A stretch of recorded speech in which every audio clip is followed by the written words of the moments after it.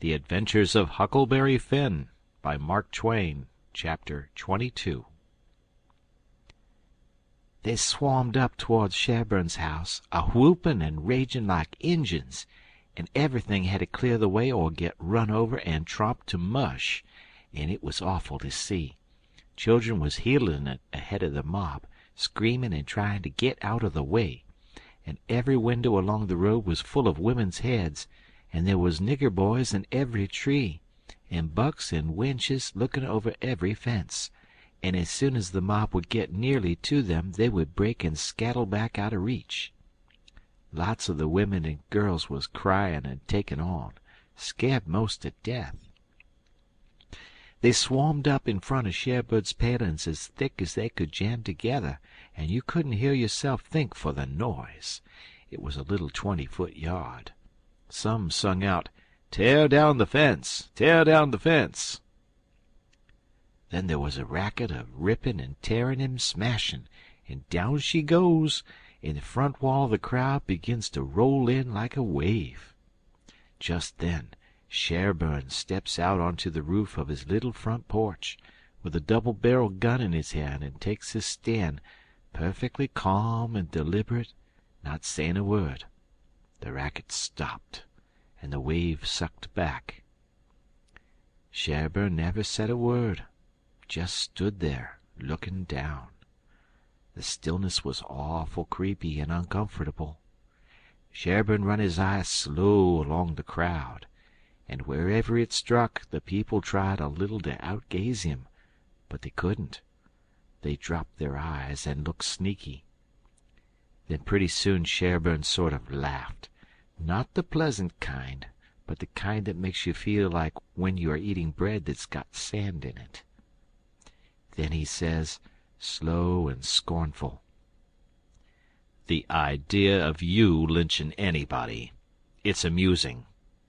The idea of you thinking you had pluck enough to lynch a man. Because you're brave enough to tar and feather poor friendless cast-out women that come along here, did that make you think you had grit enough to lay your hands on a man? Why, a man's safe in the hands of 10,000 of your kind, as long as it's daytime and you're not behind him. Do I know you? I know you clear through. Was born and raised in the South, and I've lived in the North, so I know the average all around. The average man's a coward. In the North he lets anybody walk over him that wants to, and goes home and prays for a humble spirit to bear it. In the South one man all by himself has stopped a stage full of men in the daytime and robbed the lot. Your newspapers call you a brave people so much that you think you are braver than any other people, whereas you're just as brave and no braver. Why don't your juries hang murderers? Because they're afraid the man's friends will shoot them in the back, in the dark, and it's just what they would do. So they always acquit, and then a man goes in the night, with 100 masked cowards at his back, and lynches the rascal. Your mistake is that you didn't bring a man with you. That's one mistake, and the other is that you didn't come in the dark and fetch your masks. You brought part of a man, Buck Harkness there, and if you hadn't had him to start you, you'd have taken it out in blowing. You didn't want to come. The average man don't like trouble and danger. You don't like trouble and danger. But if only half a man, like Buck Harkness there, shouts, "Lynch him! Lynch him!" you're afraid to back down, afraid you'll be found out to be what you are, cowards. And so you raise a yell, and hang yourselves on to that half a man's coat-tail, and come raging up here, swearing what big things you're going to do.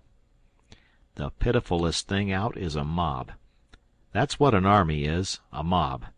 They don't fight with courage that's born in them, but with courage that's borrowed from their mass and from their officers. But a mob without any man at the head of it is beneath pitifulness. Now the thing for you to do is to droop your tails and go home and crawl in a hole. If any real lynching's going to be done, it will be done in the dark, Southern fashion. And when they come they'll bring their masks, and fetch a man along. Now leave, and take your half a man with you," tossing his gun up across his left arm and cocking it when he says this.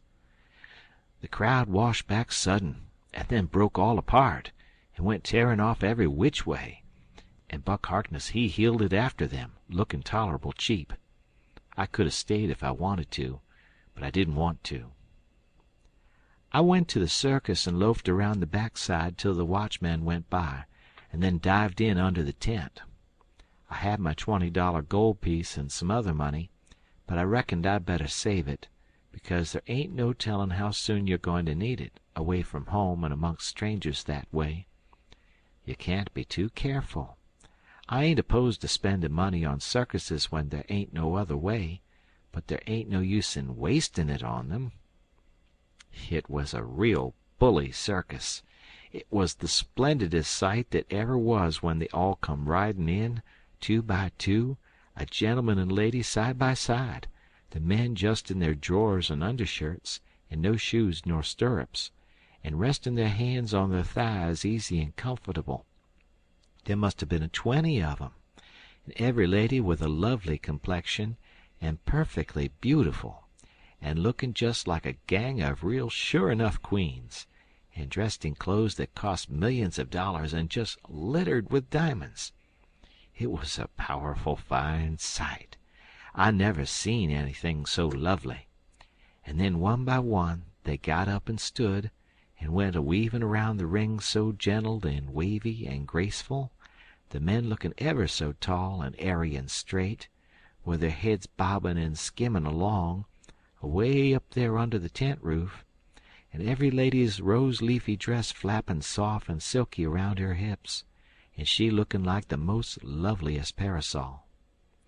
And then faster and faster they went, all of them dancing, first one foot out in the air and then the other, the horses leaning more and more, and the ringmaster going round and round the center pole, cracking his whip and shouting, "Hi! Hi!"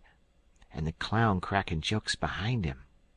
And by all hands dropped the reins, and every lady put her knuckles on her hips and every gentleman folded his arms, and then how the horses did lean over and hump themselves.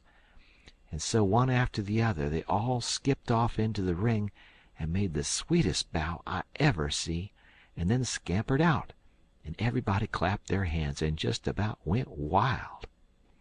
Well, all through the circus they done the most astonishing things, and all the time that clown carried on so it most killed the people. The ringmaster could never say a word to him, but he was back at him quick as a wink with the funniest things a body ever said, and how he ever could think of so many of them, and so sudden and so pat, was what I couldn't no way understand. Why, I couldn't have thought of them in a year. And by a drunk man tried to get into the ring, said he wanted to ride, said he could ride as well as anybody that ever was. They argued and tried to keep him out, but he wouldn't listen, and the whole show come to a standstill. Then the people begun to holler at him and make fun of him, and that made him mad, and he begun to rip and tear. So that stirred up the people, and a lot of men began to pile down off of the benches and swarm towards the ring, saying, "Knock him down! Throw him out!" And 1 or 2 women begun to scream.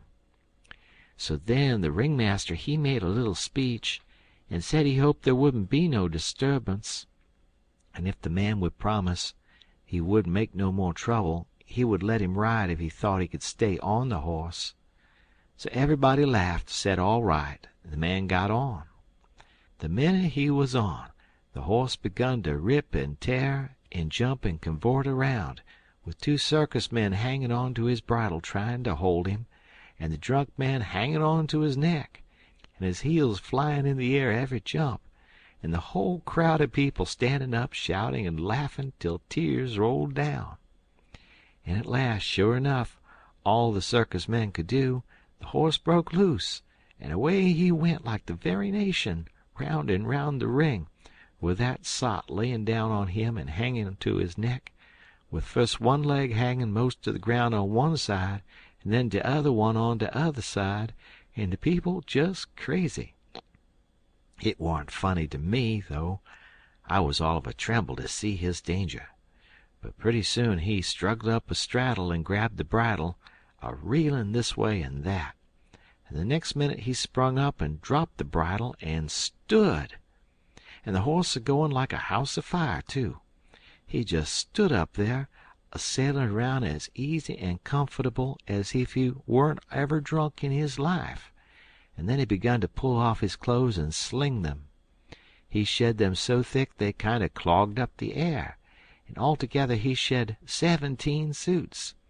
And then there he was, slim and handsome, and dressed the gaudiest and prettiest you ever saw, and he lit into that horse with his whip and made him fairly hum, and finally skipped off and made his bow and danced off to the dressing-room, and everybody just a-howlin' with pleasure and astonishment. Then the ringmaster he see how he had been fooled, and he was the sickest ringmaster you ever see, I reckon. Why, it was one of his own men. He had got up that joke all out of his own head and never let on to nobody. Well, I felt sheepish enough to be took in so, but I wouldn't have been in that ringmaster's place, not for $1,000. I don't know. There may be bullier circuses than what that one was, but I never struck them yet. Anyways, it was plenty good enough for me, and wherever I run across it, it can have all of my custom every time. Well, that night we had our show, but there warn't only about 12 people there, just enough to pay expenses, and they laughed all the time, and that made the Duke mad, and everybody left anyway before the show was over but one boy which was asleep. So the Duke said these Arkansas lunkheads couldn't come up to Shakespeare. What they wanted was low comedy, and maybe something rather worse than low comedy, he reckoned. He said he could size their style. So next morning he got some big sheets of wrapping paper and some black paint, and drawed off some handbills and stuck them up all over the village. The bills said, "At the courthouse, for 3 nights only, the world-renowned tragedians David Garrick the Younger and Edmund Kane the Elder, of the London and Continental theaters, in their thrilling tragedy of The King's Camelopard, or The Royal Nonsuch. Admission 50 cents. Then at the bottom was the biggest line of all, which said, "Ladies and children not admitted." "There," says he, "if that line don't fetch 'em, I don't know Arkansas." End of chapter.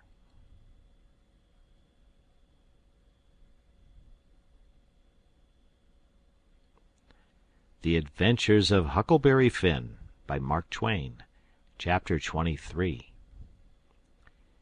Well, all day him and the king was hard at it, rigging up a stage and a curtain and a row of candles for footlights, and that night the house was jam full of men in no time.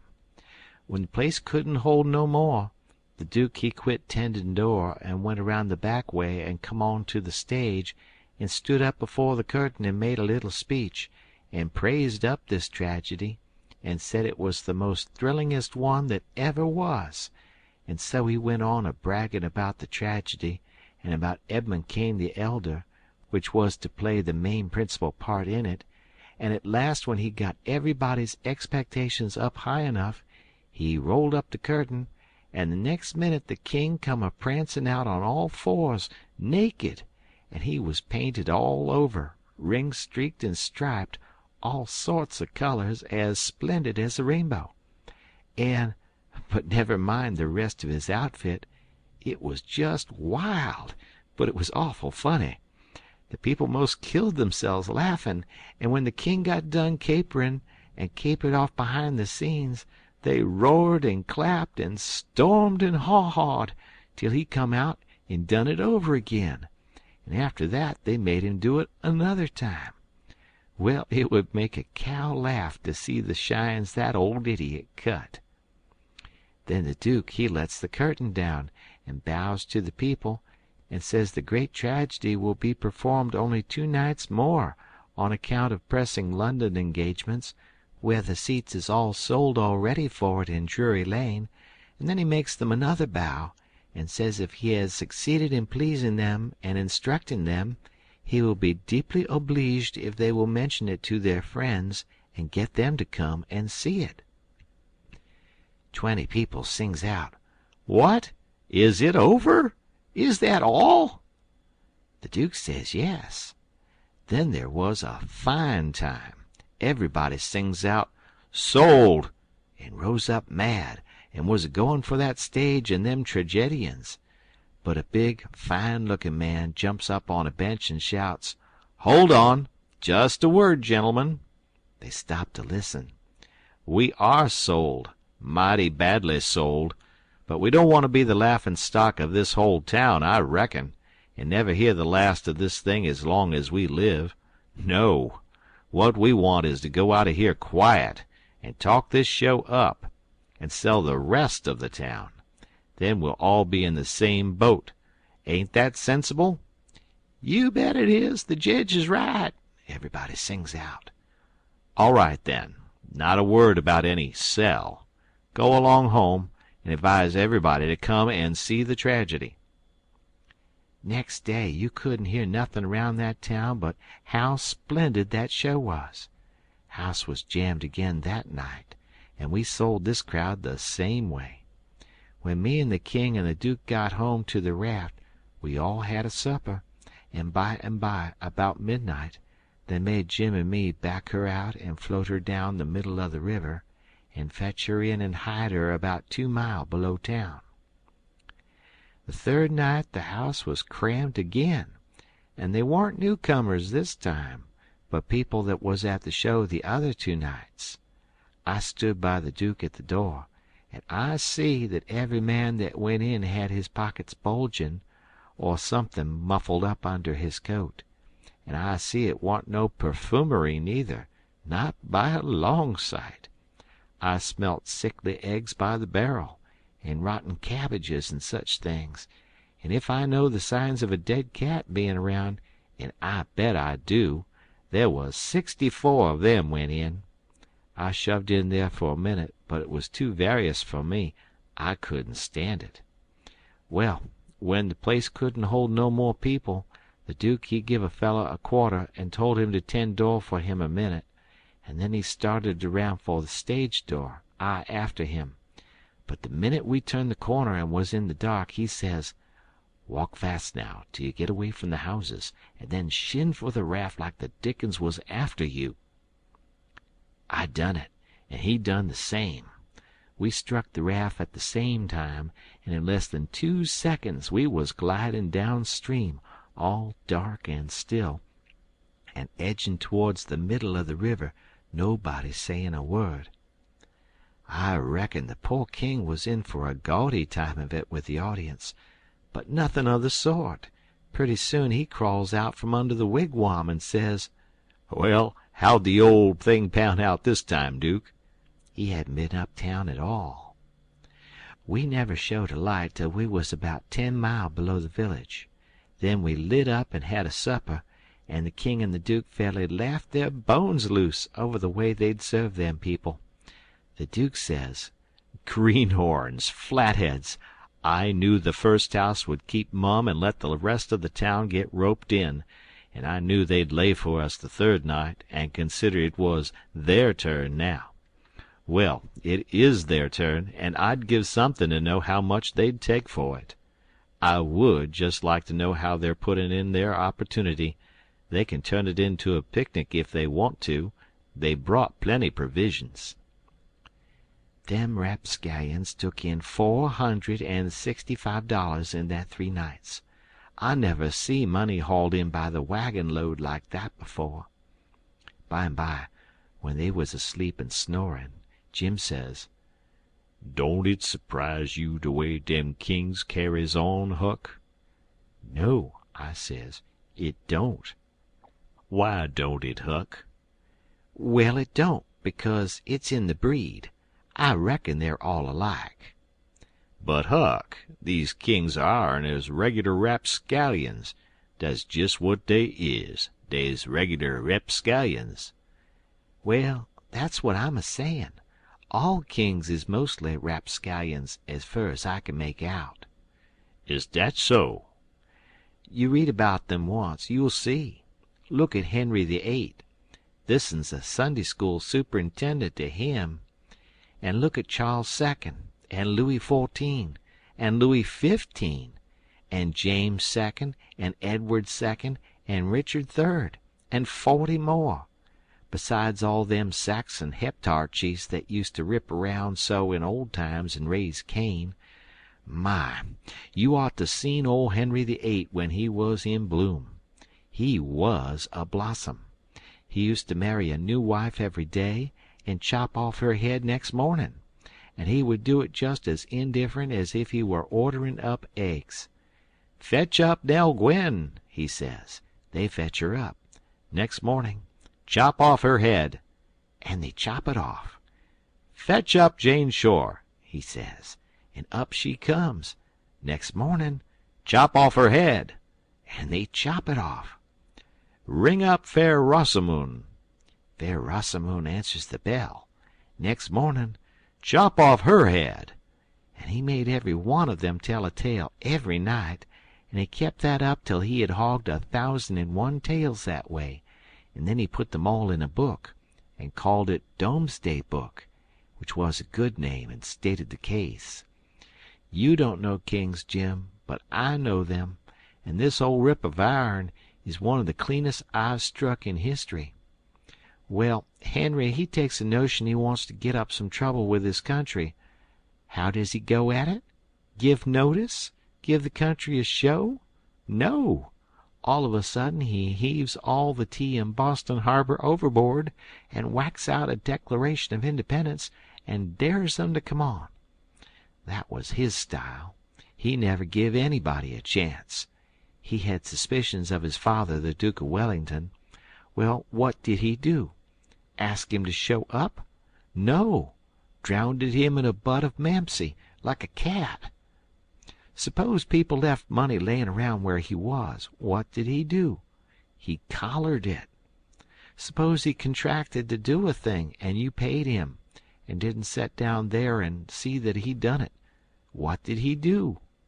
He always done the other thing. Suppose he opened his mouth. What then? If he didn't shut it up powerful quick, he'd lose a lie every time. That's the kind of a bug Henry was, and if we'd had him along instead of our kings, he'd have fooled that town a heap worse'n ours done. I don't say that ourn is lambs, because they ain't when you come right down to the cold facts, but they ain't nothin' to that old ram anyway. All I say is kings, and you got to make allowances. Take them all around, they're a mighty ornery lot. It's the way they're raised. But dis one do smell so like de nation, Huck. Well, they all do, Jim. We can't help the way a king smells. History don't tell no way. Now de Duke, he's a toler'ble likely man in some ways. Yes, a duke's different, but not very different. This one's a middlin' hard lot for a duke. When he's drunk, there ain't no near-sighted man could tell him from a king. Well, anyways, I don't hanker for no more of 'em, Huck. Dese is all I can stand. It's the way I feel too, Jim. But we've got them on our hands, and we got to remember what they are and make allowances. Sometimes I wish I could hear of a country that's out of kings. What was the use to tell Jim these warn't real kings and dukes? It wouldn't have done no good, and besides, it was just as I said. You couldn't tell them from the real kind. I went to sleep, and Jim didn't call me when it was my turn. He often done dat. When I waked up just at daybreak, he was sittin' there with his head down betwixt his knees, moanin' and mournin' to himself. I didn't take notice nor let on. I knowed what it was about. He was thinking about his wife and his children, away up yonder, He was low and homesick, because he hadn't ever been away from home before in his life, and I do believe he cared just as much for his people as white folks does for theirn. It don't seem natural, but I reckon it's so. He was often moaning and mourning that way nights, when he judged I was asleep, and saying, "Po' little 'Liz'beth, po' little Johnny, it's mighty hard. I 'speck I ain't ever gwine to see you no more, no more." He was a mighty good nigger, Jim was. But this time I somehow got to talking to him about his wife and young ones, and by he says, "What makes me feel so bad dis time is because I hear something over yonder on de bank like a whack or a slam while ago, and it 'mind me of de time I treat my little 'Liz'beth so ornery. She warn't only about 4 year ole, and she tuck de scarlet fever and had a powerful rough spell, but she got well, and one day she was a standin' around, and I says to her, I says, 'Shet de door.' She never done it, just stood dar, kinder smilin' up at me. It make me mad, and I says agin mighty loud, I says, 'Don't you hear me? Shut de door.' She jest stood de same way, kinder smilin' up. I was a boilin'. I says, 'I lay I make you mine.' And wid dat I fetch her a slap side de head dat sont her a sprawlin'. Den I went into de yuther room, and 'uz gone about 10 minutes, and w'en I come back der was dat door a standin' open yit, and dat chile standin' mos' right in it, a lookin' down and mournin', and de tears runnin' down. My, but I was mad. I was a gwine for de chile, but jest den, it was a door dat open in'ards. Just den, along come de wind and slams it to, behind de chile, kerblam! And my lan', de chile never move. My breff mos' hop out'n me, and I feel so I don't know how I feel.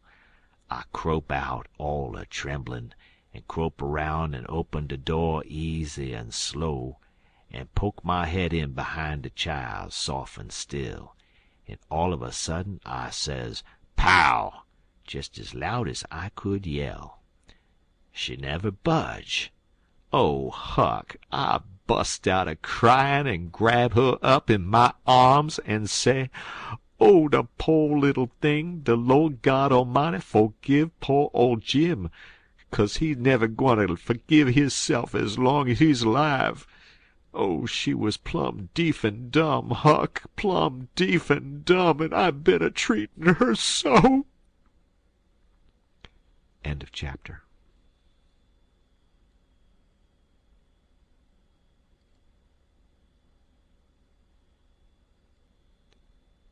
The Adventures of Huckleberry Finn by Mark Twain, Chapter 24.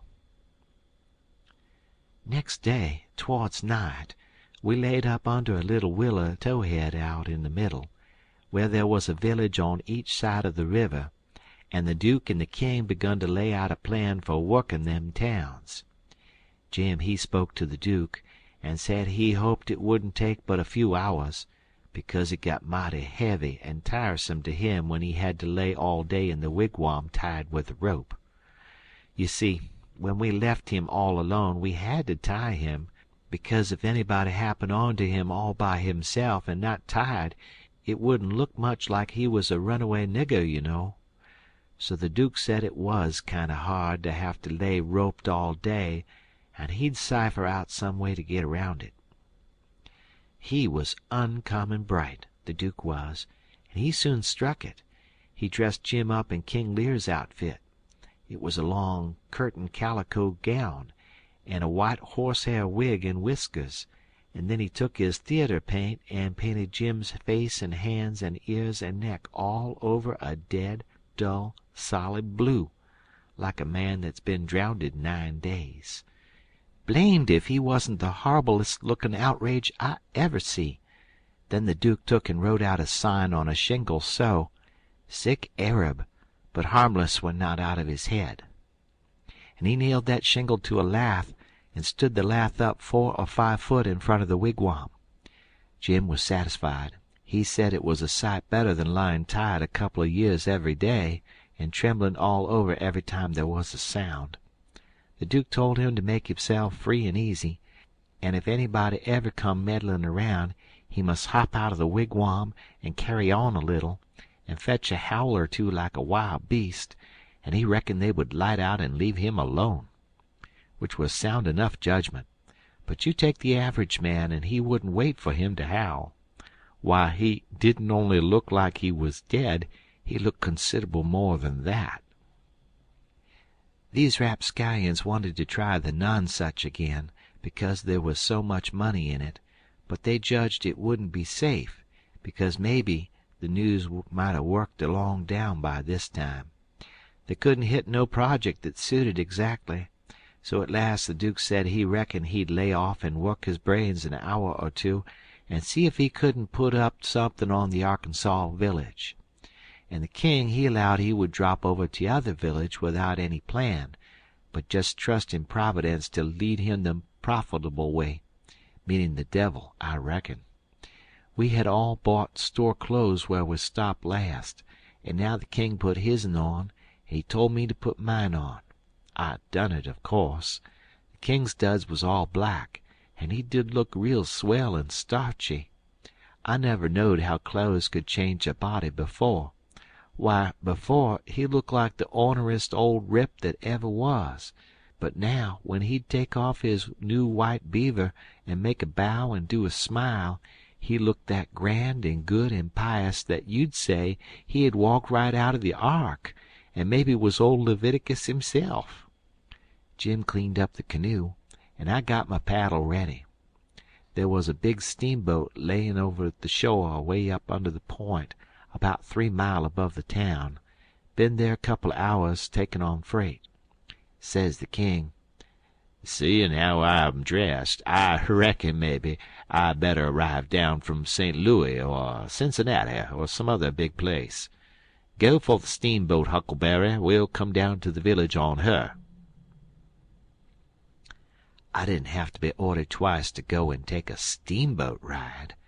I fetched the shore a half a mile above the village, and then went scooting along the bluff bank in the easy water. Pretty soon we come to a nice, innocent-looking young country Jake sittin' on a log swabbing the sweat off of his face, for it was powerful warm weather, and he had a couple of big carpet-bags by him. "Run her nose in shore," says the king. I done it. "Where you bound for, young man?" "For the steamboat goin' to Orleans." "Get aboard," says the king. "Hold on a minute. My servant'll help you with them bags. Jump out and help the gentleman, Adolphus." Meaning me, I see. I done so, and then we all three started on again. The young chap was mighty thankful, saying it was tough work toting his baggage such weather. He asked the king where he was going, and the king told him he'd come down the river and landed at the other village this morning, and now he was going up a few mile to see an old friend on a farm up there.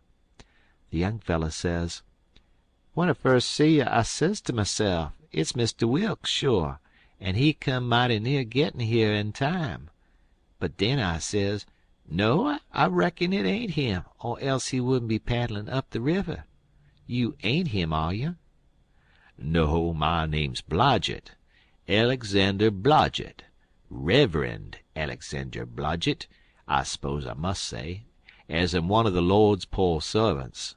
But still I'd just as able to be sorry for Mr. Wilkes for not arriving in time, all the same, if he's missed anything by it, which I hope he hasn't." "Well, he don't miss any property by it, because he'll get that all right. But he's missed seein' his brother Peter die, which he mayn't mind. Nobody can tell as to that. But his brother would have give anything in this world to see him before he died. Never talked about nothing else all these 3 weeks. Hadn't seen him since they was boys together, and hadn't ever seen his brother William at all. That's the deef and dumb one. William ain't more than 30 or 35. Peter and George were the only ones that come out here. George was the married brother. Him and his wife both died last year. Harvey and William's the only ones that's left now, and, as I was sayin', they haven't got here in time." "Did anybody send 'em word?" "Oh, yes, about a month or two ago, when Peter was first took. Because Peter said then that he sort of felt like he weren't goin' to get well this time. You see, he was pretty old, and George's girls were too young to be much company for him, except Mary Jane, the red-headed one. And so he was kinder lonesome after George and his wife died, and didn't seem to care much to live. He most desperately wanted to see Harvey, and William too, for that matter, because he was one of them kind that can't bear to make a will. He left a letter behind for Harvey, and said he'd told in it where his money was hid, and how he wanted the rest of the property divided up so George's girls would be all right, for George didn't leave nothin'. And that letter was all they could get him to put a pen to." "Why do you reckon Harvey don't come? Where does he live?" "Oh, he lives in England, Sheffield. Preaches there. Hasn't ever been in this country. He hadn't had any too much time. And besides, he mightn't 'a' got the letter at all, you know." Too bad he couldn't 'a' lived to see his brothers, poor soul. You goin' to Orleans, you say?" "Yes, but that ain't only a part of it. I'm goin' in a ship next Wednesday for Rio Janeiro, where my uncle is." "It's a pretty long journey, but it'll be lovely. Wisht I was a-goin'.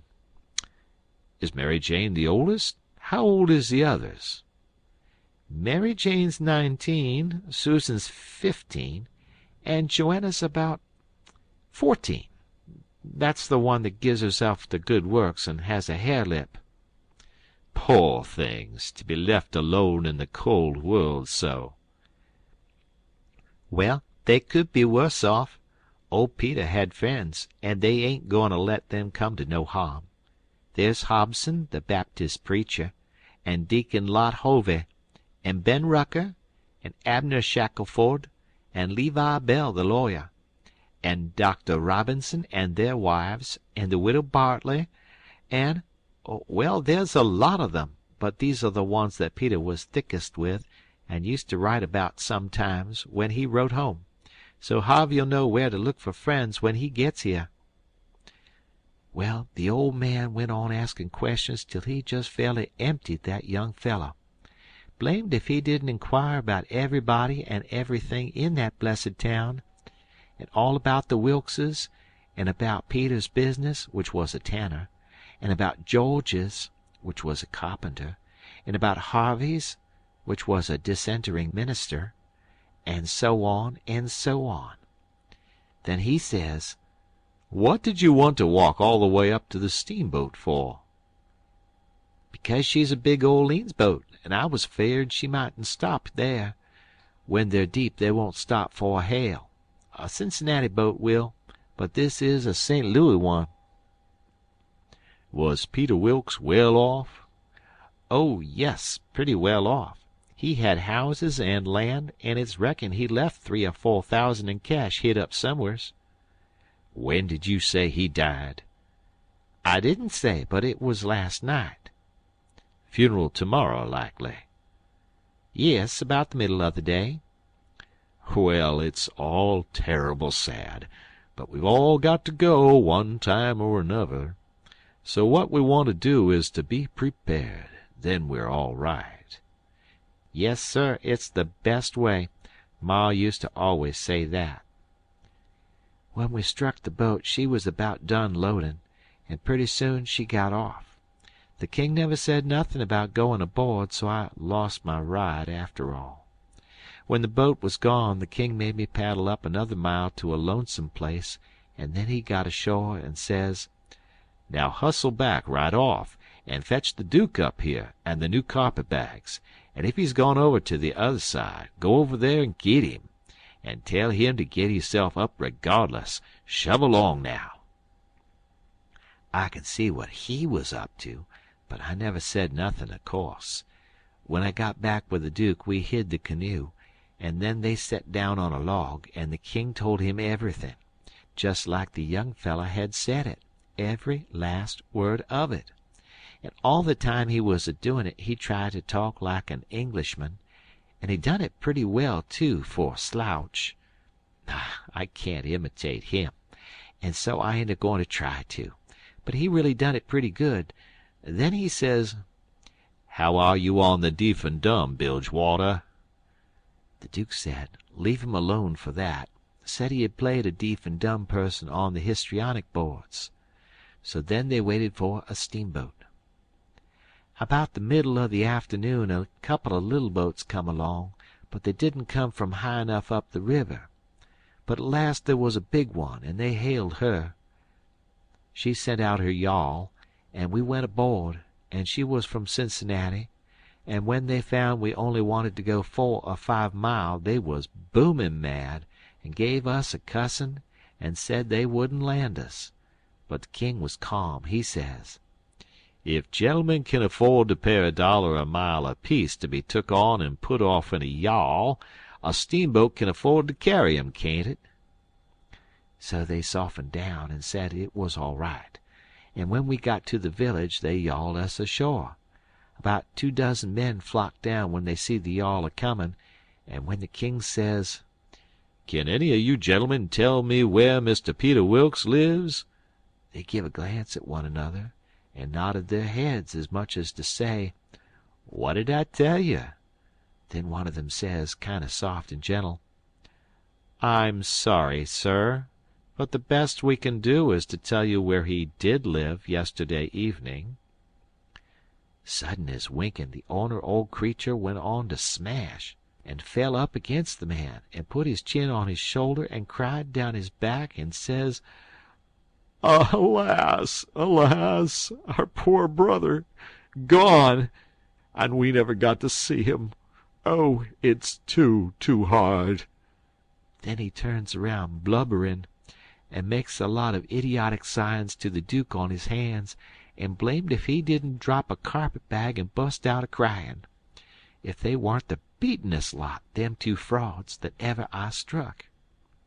Well, the men gathered round and sympathized with them, and said all sorts of kind things to them, and carried their carpet-bags up the hill for them, and let them lean on them and cry, and told the king all about his brother's last moments, and the king he told it all over again on his hands to the Duke, and both of them took on about that dead Tanner like they'd lost the 12 disciples.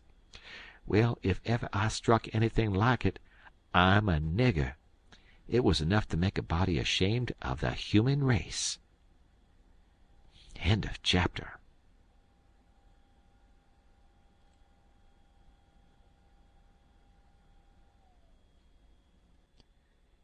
The Adventures of Huckleberry Finn by Mark Twain. Chapter 25.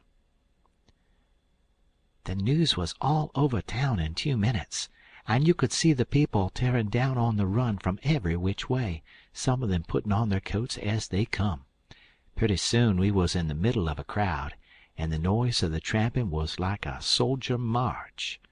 The windows and dooryards was full, and every minute somebody would say over a fence, "Is it them?"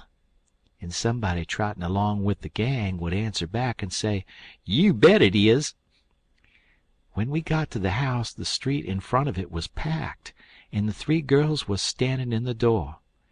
Mary Jane was red-headed, but that don't make no difference. She was most awful beautiful, and her face and her eyes were all lit up like glory. She was so glad her uncles was come. The king he spread his arms, and Mary Jane she jumped for them, and the hare-lip jumped for the Duke, and there they had it. Everybody most, leastways women, cried for joy to see them meet again at last and have such good times. Then the king he hunched the Duke private. I see him do it, and then he looked around and see the coffin over in the corner on 2 chairs.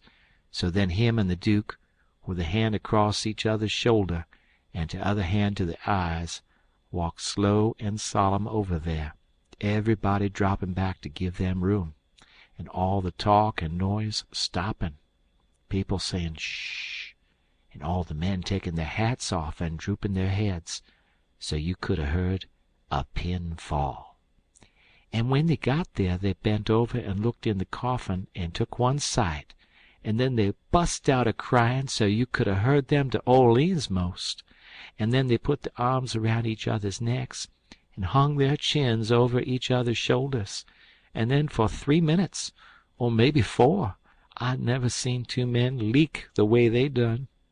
And mind you, everybody was doing the same, and the place was that damp I never see anything like it. Then one of them got on one side of the coffin, and the other on the other side, and they kneeled down and rested their foreheads on the coffin, and let on to pray all to themselves. Well, when it come to that, it worked the crowd like you never see anything like it, and everybody broke down and went to sobbing right out loud.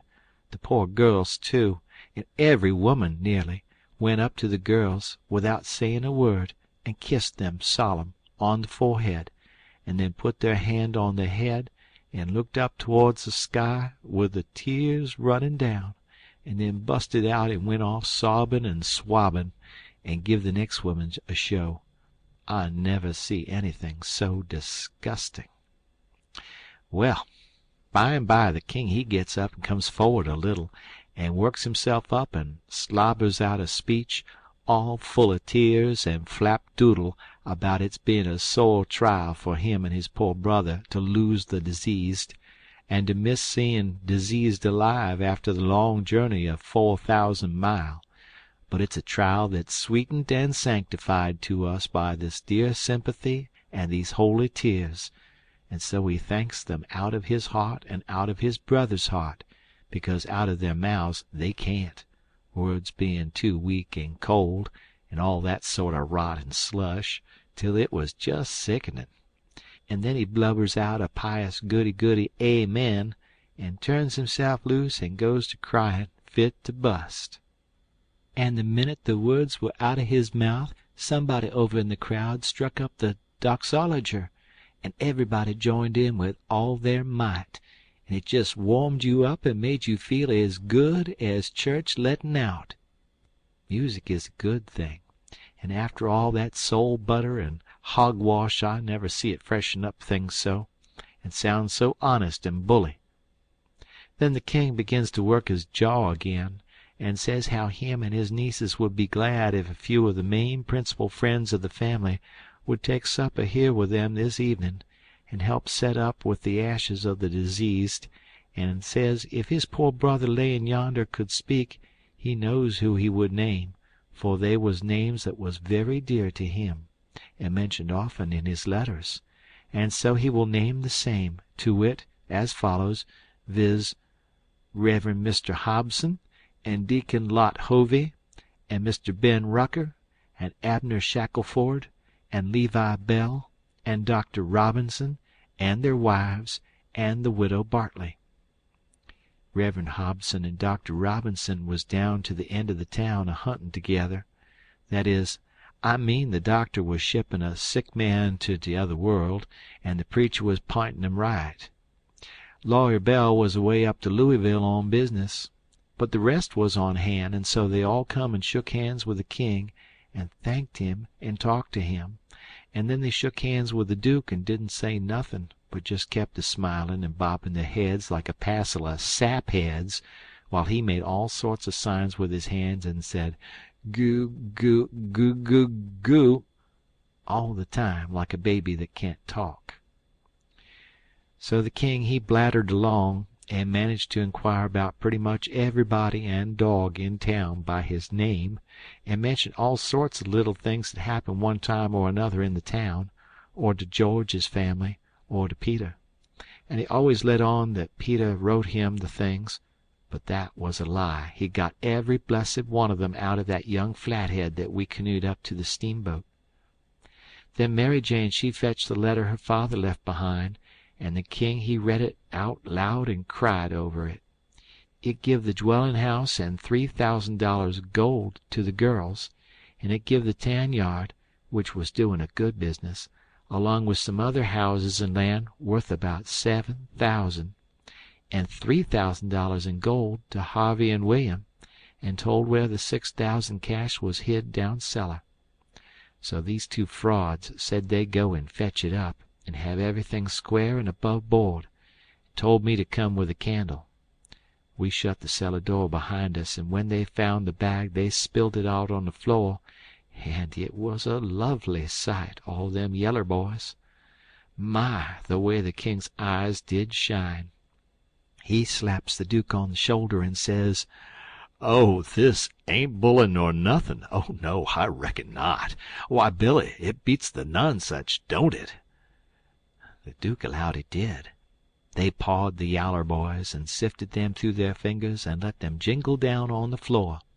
And the king says, "It ain't no use talkin'. Bein' brothers to a rich dead man and representatives of furrin heirs that got's left is the line for you and me, Bilge. This year comes of trustin' to Providence. It's the best way in the long run. I've tried 'em all, and there ain't no better way." Most everybody would have been satisfied with the pile and took it on trust, but no, they must count it. So they counts it, and it comes out $415 short. Says the king, "Dern him, I wonder what he done with that $415." They worried over that a while and ransacked all around for it. Then the Duke says, "Well, he was a pretty sick man, and likely he made a mistake. I reckon that's the way of it. The best way is to let it go and keep still about it. We can spare it." "Oh, shucks, yes, we can spare it. I don't keer nothin' about that. It's the count I'm thinkin' about. We want to be awful square and open above board here, you know. We want to lug this here money upstairs and count it before everybody. Then there ain't nothin' suspicious. But when the dead man says the $6,000, you know, we don't want to—" "Hold on," says the Duke. "Let's make up the deficit." And he begun to haul out yaller boys out of his pocket. "It's a most amazin' good idea, Duke. You have got a rattlin' clever head on you," says the king. "Blest if the old nonsuch ain't a helpin' us out agin." And he begun to haul out yaller jackets and stack them up. It most busted them, but they made up the 6,000 clean and clear. "Say," says the Duke, "I've got another idea. Let's go upstairs and count this money and then take and give it to the girls." "Good land, Duke, let me hug you. It's the most dazzlin' idea 'at ever a man struck. You have certainly got the most astonishin' head I ever see. Oh, this is the boss dodge. There ain't no mistake about it. Let 'em fetch along their suspicions now if they want to. This'll lay 'em out."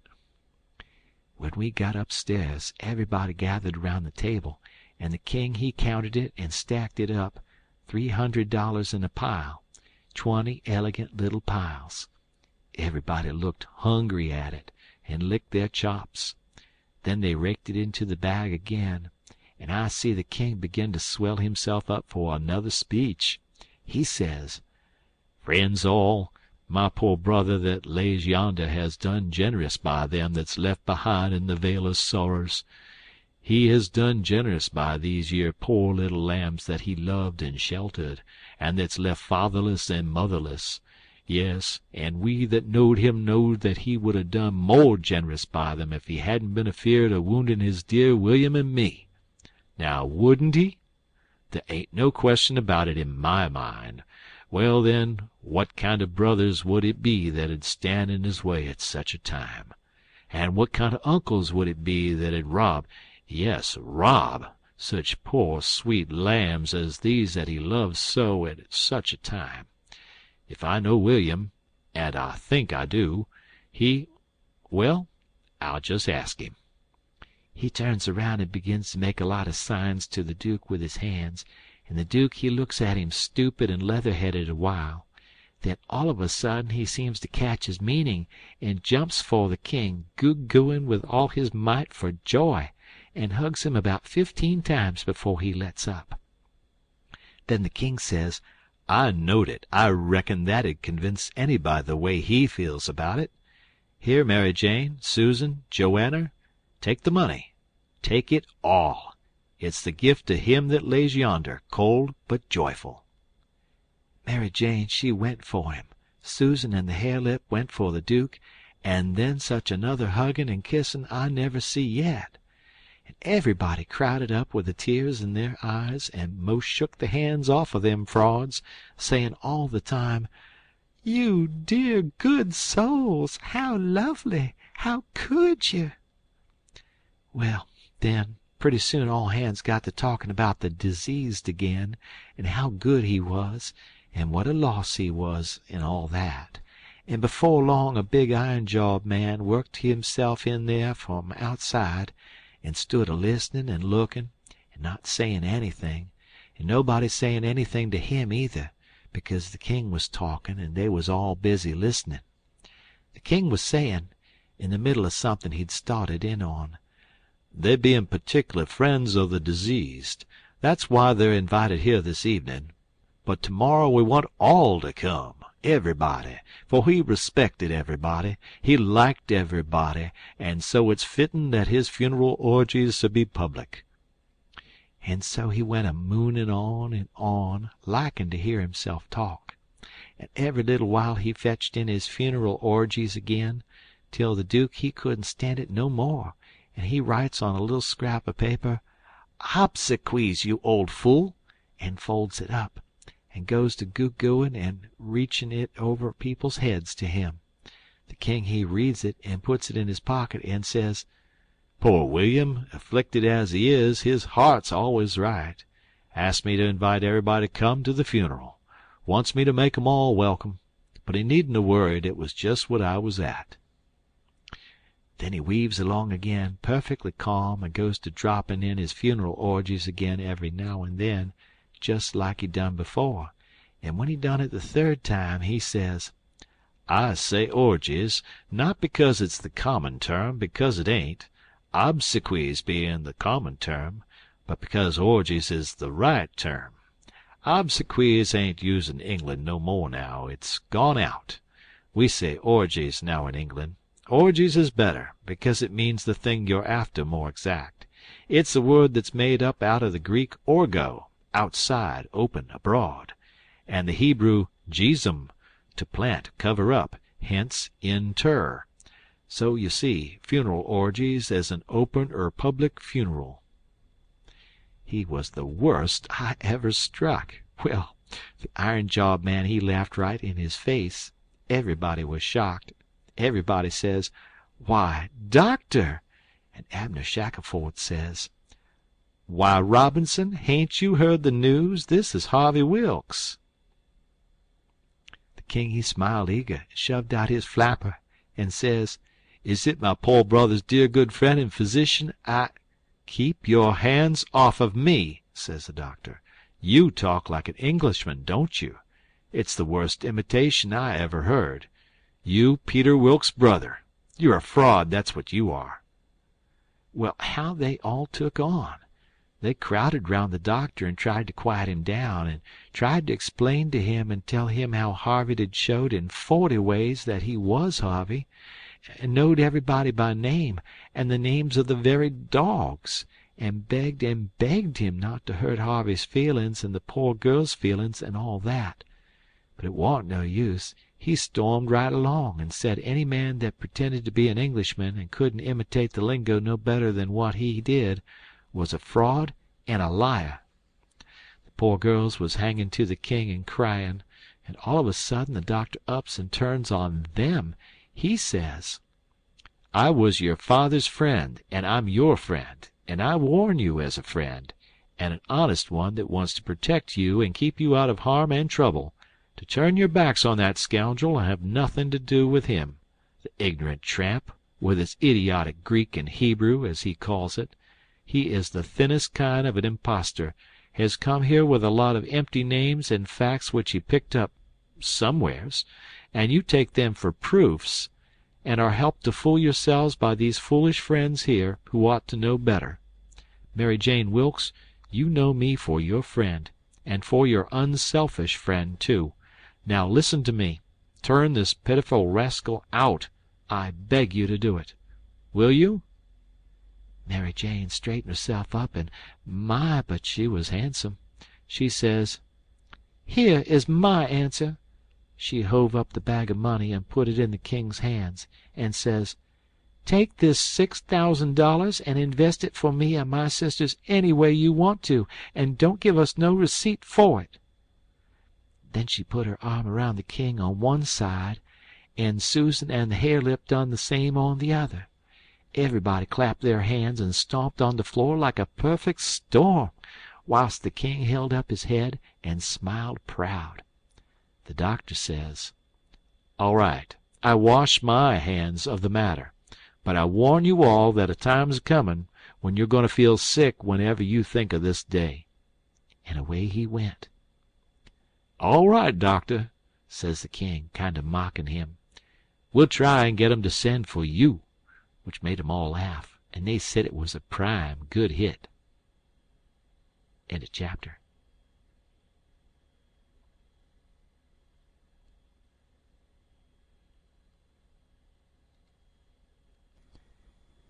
The Adventures of Huckleberry Finn by Mark Twain.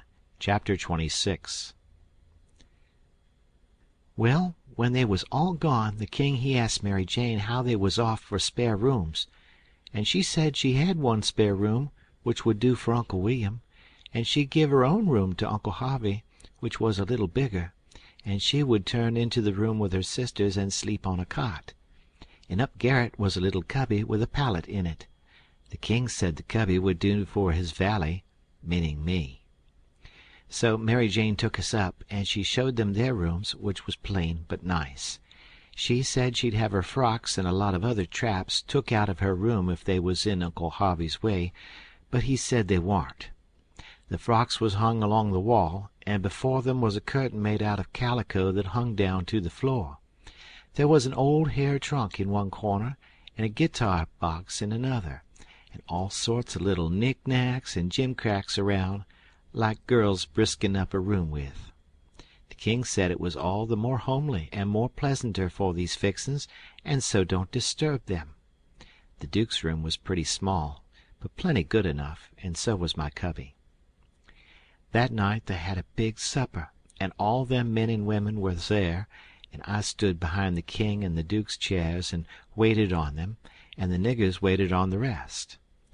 Mary Jane, she sat at the head of the table, with Susan alongside of her, and said how bad the biscuits was, and how mean the preserves was, and how ornery and tough the fried chickens was, and all that kind of rot, the way women always do for to force out compliments. And the people all knowed everything was tip-top and said so. Said, "How do you get biscuits to brown so nice?" And, "Where, for the land's sakes, did you get these amazin' pickles?" And all that kind of humbug talky-talk, just the way people always does at a supper, you know.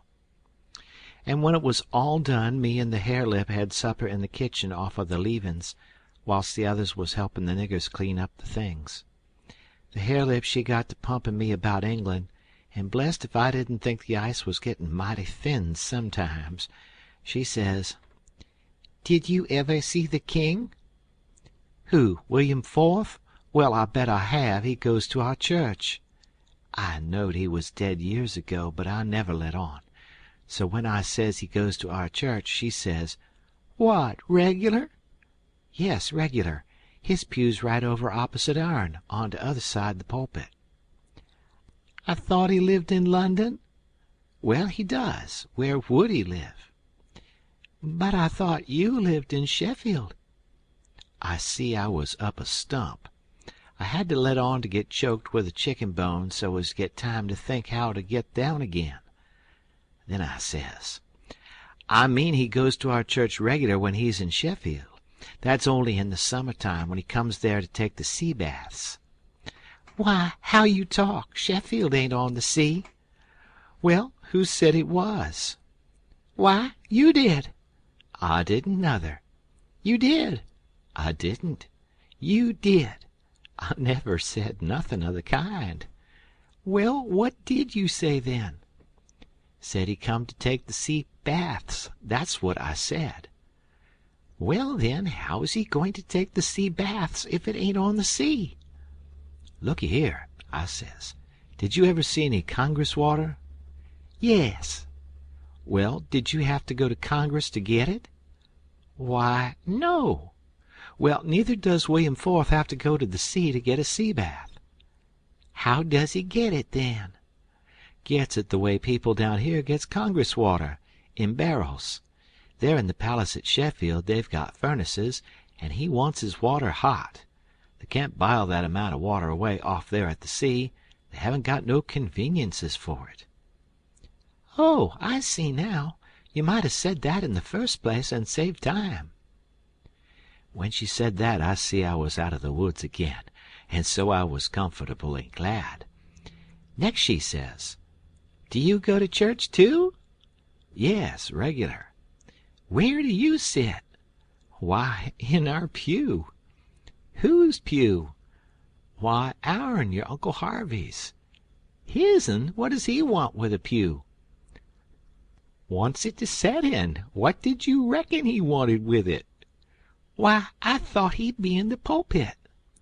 Right him, I forgot he was a preacher. I see I was up a stump again, so I played another chicken bone and got another think.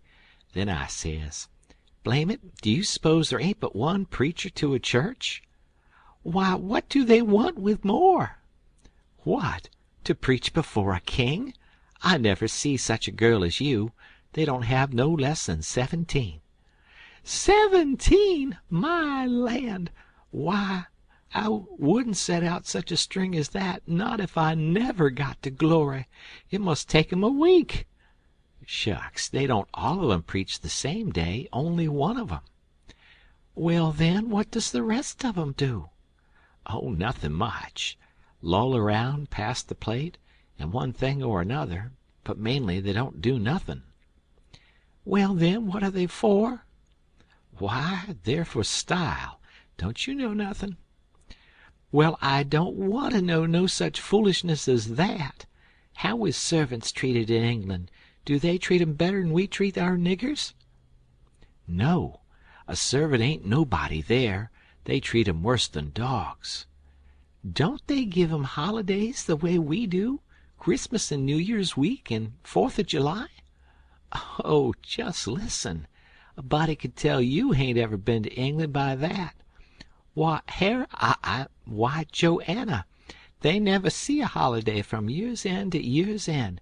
Never go to the circus, nor theater, nor nigger shows, nor nowheres." "Nor church?" "Nor church." "But you always went to church." "Well, I was gone up again.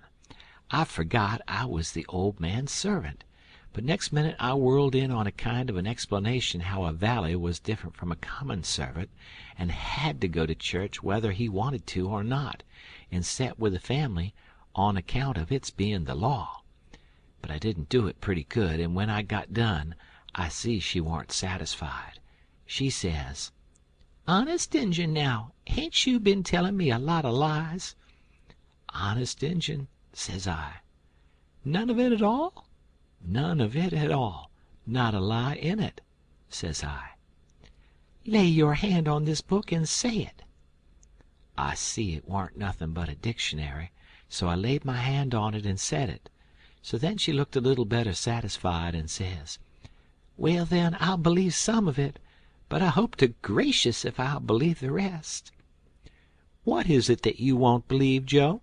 says Mary Jane, stepping in with Susan behind her. "It ain't right nor kind of you to talk so to him, and him a stranger and so far from his people. How would you like to be treated so?"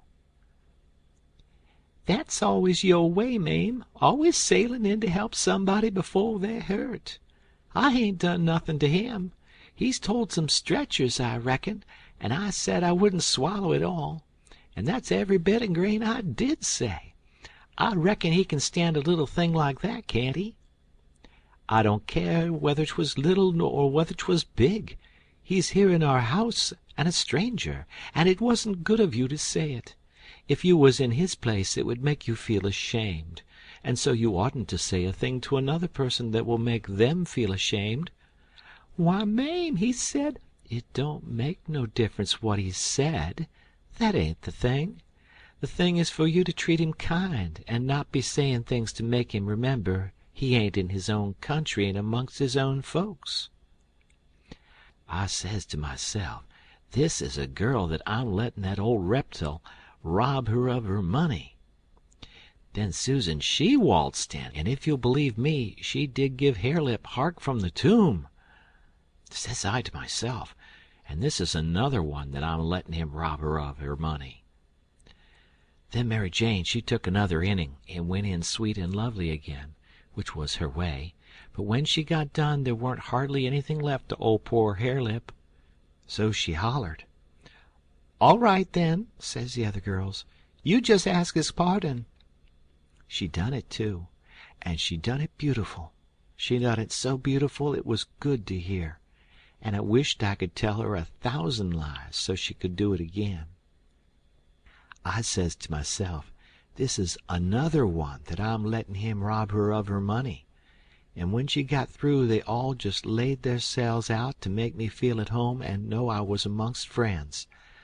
I felt so ornery and low down and mean that I says to myself, my mind's made up. I'll have that money for them or bust. So then I lit out. For bed, I said, meaning some time or another. When I got by myself, I went to thinking the thing over. I says to myself, shall I go to that doctor, private, and blow on these frauds? No, that won't do. He might tell who told him. Then the king and the duke would make it warm for me. Shall I go private and tell Mary Jane? No, I dasn't do it. Her face would give them a hint, sure. They've got the money, and they'd slide right out and get away with it. If she was to fetch in help, I'd get mixed up in the business before it was done with, I judge. No, there ain't no good way but one. I got to steal that money somehow, and I got to steal it some way that they won't get suspicion that I done it. They've got a good thing here, and they ain't a-going to leave till they've played this family and this town for all they're worth. So I'll find a chance time enough. I'll steal it and hide it, and by, when I'm away down the river, I'll write a letter and tell Mary Jane where it's hid. But I better have it tonight if I can, because the doctor maybe hasn't let up as much as he lets on he has. He might scare them out of here yet. So, thinks I'll go and search them rooms. Upstairs the hall was dark, but I found the Duke's room and started to paw around it with my hands. But I recollected it wouldn't be much like the king to let anybody else take care of that money but his own self. So then I went to his room and begun to paw around there. But I see I couldn't do nothing without a candle, and I dasn't light one, of course. So I judged I've got to do the other thing, lay for them and eavesdrop. About that time I hears their footsteps coming, and was going to skip under the bed. I reached for it, but it wasn't where I thought it would be. But I touched the curtain that hid Mary Jane's frocks, so I jumped in behind that and snuggled in amongst the gowns and stood there perfectly still. They come in and shut the door, and the first thing the Duke done was to get down and look under the bed. Then I was glad I hadn't found the bed when I wanted it. And yet, you know, it's kind of natural to hide under the bed when you're up to anything private. They sets down then, and the king says, "Well, what is it? And cut it middlin' short, because it's better for us to be down there a-whoopin' up the mornin' than up here givin' 'em a chance to talk us over." "Well, this is it, Capet. I ain't easy, I ain't comfortable. That doctor lays on my mind. I wanted to know your plans. I've got a notion, and I think it's a sound one." "What is it, Duke?" "That we better glide out of this before 3 in the mornin' and clip it down the river with what we've got. 'Specially, seeing we got it so easy, given back to us, flung at our heads, as you may say, when of course we allowed to have to steal it back. I'm for knocking off and lighting out." That made me feel pretty bad. About an hour or two ago it would have been a little different, but now it made me feel bad and disappointed. The king rips out and says, "What? And not sell out the rest of the property? March off like a passel of fools and leave $8,000 or $9,000 worth of property layin' around just sufferin' to be scooped in, and all good saleable stuff, too." The Duke, he grumbled, said the bag of gold was enough, and he didn't want to go no deeper. Didn't want to rob a lot of orphans of everything they had. "Why, how you talk," says the king. "We shan't rob them of nothin' at all but just this money. The people that buys the property is the sufferers, because as soon as it's found out that we didn't own it, which won't be long after we slid, the sale won't be valid, and it'll all go back to the estate. These yer orphans 'll get their house back again, and that's enough for them. They're young and spry, and can easy earn a livin'. They ain't a-goin' to suffer. Why, just think, there's thousands and thousands that ain't nigh so well off. Bless you, they ain't got nothin' to complain of." Well, the king, he talked him blind. So at last he give in, and said all right, but said he believed it was blamed foolishness to stay and that doctor hanging over them. But the king says, "Cuss the doctor. What do we keer for him? Hain't we got all the fools in town on our side? And ain't that a big enough majority in any town?" So they got ready to go downstairs again. The Duke says, "I don't think we put that money in a good place." That cheered me up. I'd begun to think I warn't going to get a hint of no kind to help me. The king says, "Why?" "Because Mary Jane'll be in mourning from this out, and first you know, the nigger that does up the rooms will get an order to box these duds up and put 'em away. And do you reckon a nigger can run across money and not borrow some of it?" "Your head's level again, Duke," says the king, and he comes a fumbling under the curtain 2 or 3 foot from where I was. I stuck tight to the wall and kept mighty still, though quivery, and I wondered what them fellers would say to me if they catched me, and I tried to think what I'd better do if they did catch me. But the king, he got the bag before I could think more than about half a thought, and he never suspicioned I was around. They took and shoved the bag through a rip in the straw tick that was under the feather bed, and crammed it in a foot or 2 amongst the straw, and said it was all right now, because a nigger only makes up the feather bed, and don't turn over the straw tick only about twice a year, and so it warn't in no danger of getting stole now. But I knowed better. I had it out of there before they were halfway downstairs. I groped along up to my cubby and hid it there till I could get a chance to do better. I judged I better hide it outside of the house somewheres, because if they missed it they would give the house a good ransacking. I knowed that very well. Then I turned in, with my clothes all on, but I couldn't have gone to sleep if I'd have wanted to. I was in such a sweat to get through with the business. By and by I heard the king and the Duke come up, so I rolled off my pallet and laid with my chin at the top of my ladder and waited to see if anything was going to happen, but nothing did. So I held on till all the late sounds had quit and the early ones hadn't begun yet, and then I slipped down the ladder. End of chapter.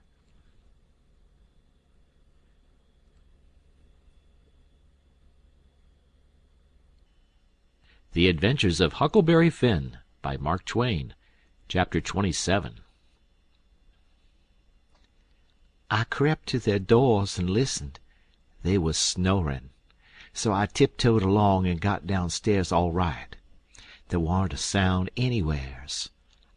I peeped through a crack of the dining-room door and see the men that was watching the corpse all sound asleep on their chairs.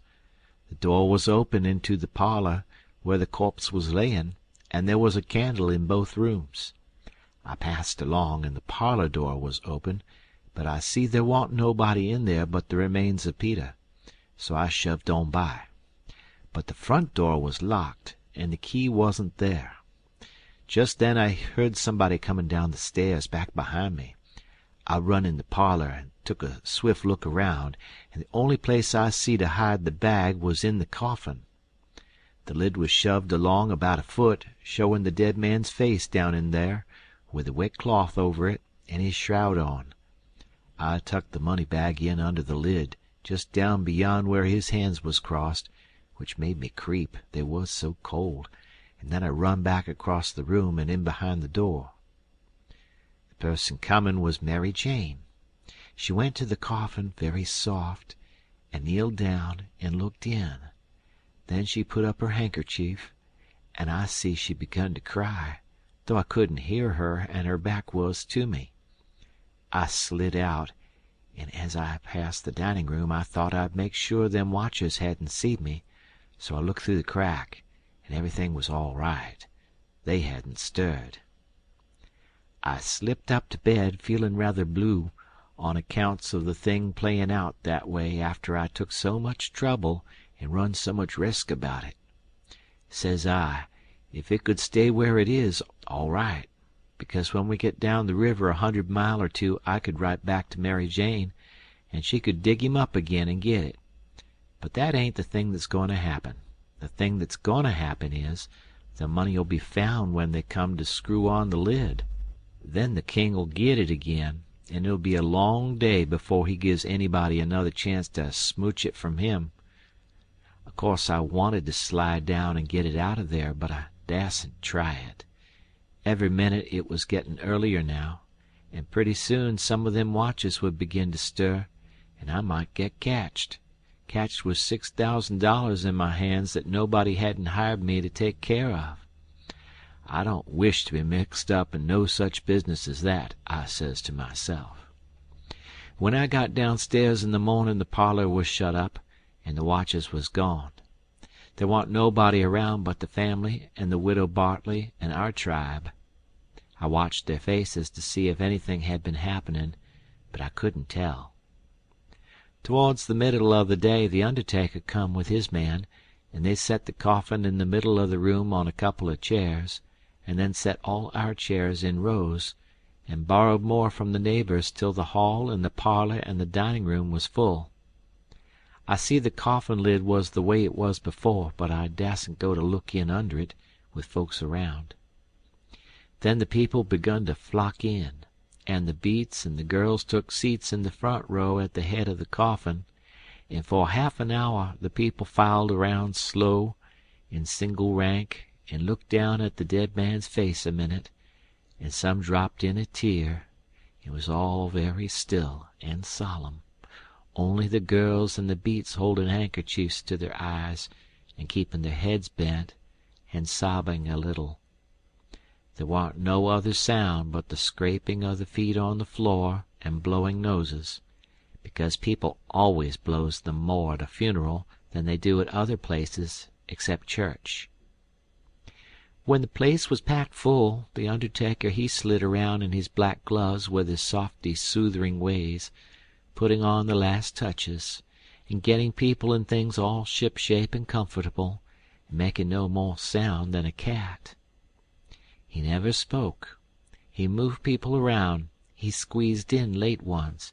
He opened up passageways, and done it with nods and signs with his hands. Then he took his place over against the wall. He was the softest, glidingest, stealthiest man I ever see, and there warn't no more smile to him than there is to a ham. They had borrowed a melodeon, a sick one, and when everything was ready a young woman set down and worked it, and it was pretty squeaky and colicky, and everybody joined in and sung, and Peter was the only one that had a good thing according to my notion. Then the Reverend Hobson opened up, slow and solemn, and begun to talk. And straight off the most outrageous row busted out in the cellar a body ever heard. It was only one dog, but he made a most powerful racket, and he kept it up right along. The parson he had to stand there over the coffin and wait. You couldn't hear yourself think. It was right down awkward, and nobody didn't seem to know what to do. But pretty soon they see that long-legged undertaker make a sign to the preacher, as much as to say, "Don't you worry, just depend on me." Then he stooped down and begun to glide along the wall, just his shoulders showing over the people's heads. So he glided along, and the powwow and racket getting more and more outrageous all the time. And at last, When he had gone around 2 sides of the room he disappears down cellar. Then in about 2 seconds we heard a whack, and the dog he finished up with a most amazing howl or two, and then everything was dead still, and the parson begun his solemn talk where he left off. In a minute or two here comes this undertaker's back and shoulders gliding along the wall again, and so he glided and glided around 3 sides of the room, and then rose up and shaded his mouth with his hands, and stretched his neck out towards the preacher over the people's heads, and says, in a kind of a coarse whisper, he had a rat. Then he drooped down and glided along the wall again to his place. You could see it was a great satisfaction to the people, because naturally they wanted to know. A little thing like that don't cost nothing, and it's just the little things that makes a man to be looked up to and liked. There warn't no more popular man in town than what that undertaker was. Well, the funeral sermon was very good, but p'ison long and tiresome, and then the king he shoved in and got off some of his usual rubbage, and at last the job was through, and the undertaker begun to sneak up on the coffin with his screwdriver. I was in a sweat then, and watched him pretty keen. But he never meddled at all, just slid the lid along as soft as mush, and screwed it down tight and fast. So there I was. I didn't know whether the money was in there or not. So, says I, suppose somebody has hogged that bag on the sly. Now how do I know whether to write to Mary Jane or not? Suppose she dug him up and didn't find nothing, what would she think of me? Blame it, I says, I might get hunted up and jailed. I'd better lay low and keep dark, and not write at all. Things awful mixed now. Trying to better it, I've worsened it 100 times, and I wish to goodness I'd just let it alone. Dad fetched the whole business. They buried him, and we come back home, and I went to watching faces again. I couldn't help it, and I couldn't rest easy. But nothing come of it. The faces didn't tell me nothing. The king he visited around in the evening, and sweetened everybody up, and made himself ever so friendly, and he give out the idea that his congregation over in England would be in a sweat about him, so he must hurry and settle up the estate right away and leave for home. He was very sorry he was so pushed, and so was everybody.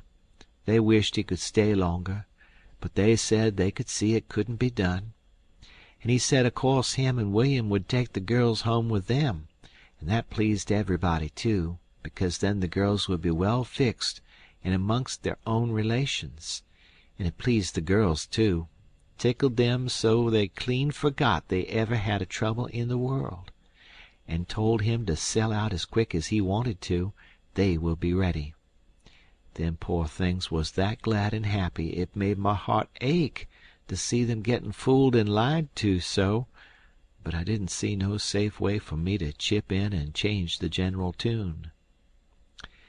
Well, blamed if the king didn't build the house and the niggers and all the property for auction straight off, sailed 2 days after the funeral, but anybody could buy private beforehand if they wanted to.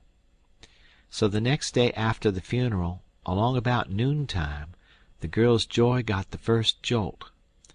A couple of nigger traders come along, and the king sold them the niggers reasonable, for 3-day drafts as they called it, and away they went, the 2 sons up the river to Memphis, and their mother down the river to Orleans. I thought them poor girls and them niggers would break their hearts for grief. They cried around each other, and took on so it most made me down sick to see it. The girls said they hadn't ever dreamed of seeing the family separated or sold away from the town. I can't ever get it out of my memory, the sight of them poor miserable girls and niggers hanging around each other's necks and crying, and I reckon I couldn't have stood it at all, but would have had to bust out and tell on our gang if I hadn't knowed the sale warn't no account and the niggers would be back home in a week or 2. The thing made a big stir in the town, too, and a good many come out flat-footed and said it was scandalous to separate the mother and the children that way. It injured the frauds some, but the old fool he bulled right along, spite of all the Duke could say or do, and I tell you the Duke was powerful uneasy. Next day was auction day. About broad day in the mornin', the king and the Duke come up in the garret and woke me up, and I see by their look that there was trouble. The king says, "Was you in my room night before last?" "No, your majesty," which was the way I always called him when nobody but our gang warn't around. "Was you in there yesterday or last night?" "No, your majesty." "Honor bright now, no lies." "Honor bright, your majesty, I'm telling you the truth. I hain't been a near your room since Miss Mary Jane took you and the Duke and showed it to you." The Duke says, "Have you seen anyone else go in there?" "No, your grace, not as I remember, I believe." "Stop and think." I studied a while and see my chance. Then I says, "Well, I see the niggers go in there several times." Both of them give a little jump, and looked like they hadn't ever expected it, and then like they had. Then the Duke says, "What? All of them?" "No, leastwise not all at once. That is, I don't think I ever see them all come out at once, but just one time." "Hello, when was that?" "It was the day we had the funeral. In the mornin'. It warn't early, 'cause I overslept. I was just startin' down the ladder, and I see them." "Well, go on. Go on. What did they do? How did they act?" "They didn't do nothin', and they didn't act anyway much, as fur as I see. They tiptoed away. So I seen easy enough that they'd shoved in there to do up your majesty's room or somethin', supposin' you was up, and found you warn't up, and so they was hopin' to slide out of the way of trouble without wakin' you up, if they hadn't already waked you up." "Great guns, this is a go," says the king, and both of them looked pretty sick and tolerable silly. They stood there a thinkin' and scratchin' their heads a minute, and the Duke he bust into a kind of a little raspy chuckle and says, "It does beat all how neat the niggers played their hand. They let on to be sorry they was goin' out of this region, and I believe they was sorry, and so did you, and so did everybody. Don't ever tell me any more that a nigger ain't got any histrionic talent. Why, the way they played that thing, it would fool anybody. In my opinion, there's a fortune in 'em. If I had capital and a theater, I wouldn't want a better layout than that. And here we've gone and sold 'em for a song. Yes, and ain't privileged to sing the song yet. Say, where is that song, that draft?"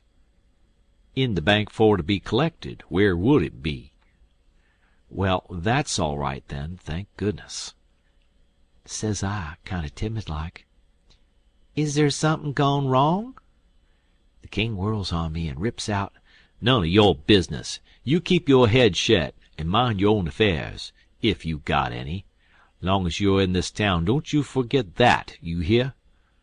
Then he says to the Duke, "We got to just swaller it and say nothin'. Mum's the word for us."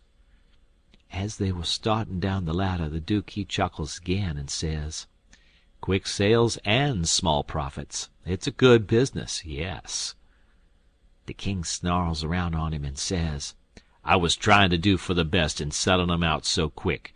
If the profits had turned out to be none, lackin' considerable, and none to carry, is it my fault any more'n it's yourn?" "Well, they'd be in this house yet, and we wouldn't if I could have got my advice listened to." The king sassed back as much as was safe for him, and then swapped around and lit into me again. He give me down the banks for not comin' and tellin' him I see the niggers come out of his room actin' that way. Said any fool would ha' knowed somethin' was up. Then waltzed in and cussed himself a while, and said it all come of him not layin' late and takin' his natural rest that mornin', and he'd be blamed if he'd ever do it again. So they went off a jawin', and I felt dreadful glad I'd worked it all off onto the niggers, and yet hadn't done the niggers no harm by it. End of chapter.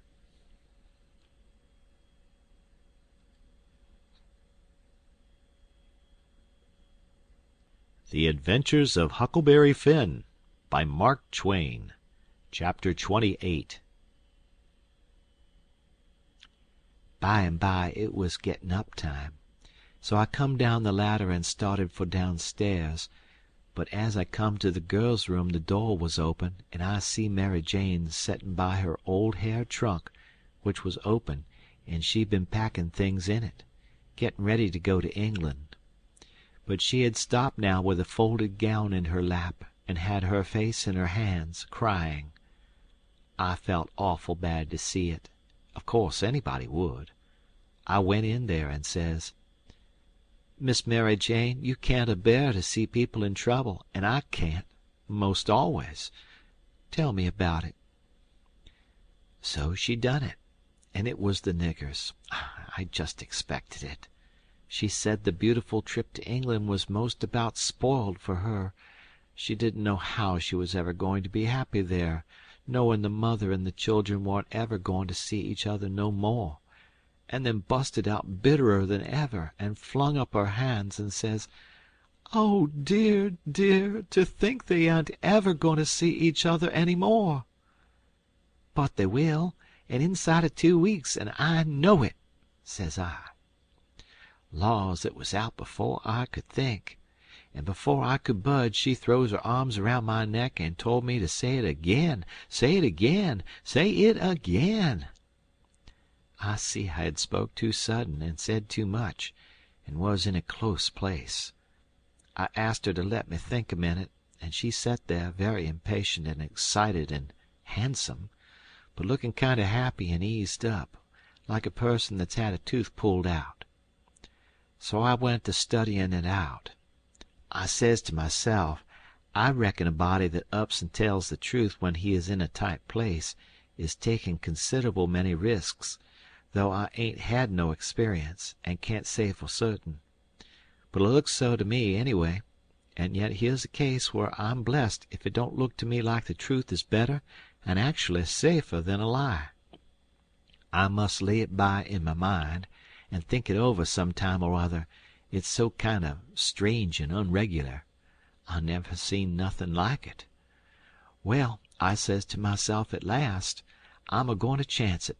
I'll up and tell the truth this time, though it does seem most like setting down on a keg of powder and touching it off just to see where you'll go to.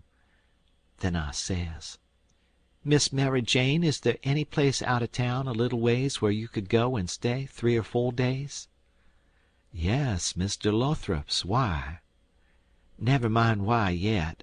If I tell you how I know the niggers will see each other again inside of 2 weeks, here in this house, and prove how I know it, will you go to Mr. Lothrop's and stay 4 days?" "4 days," she says. "I'll stay a year."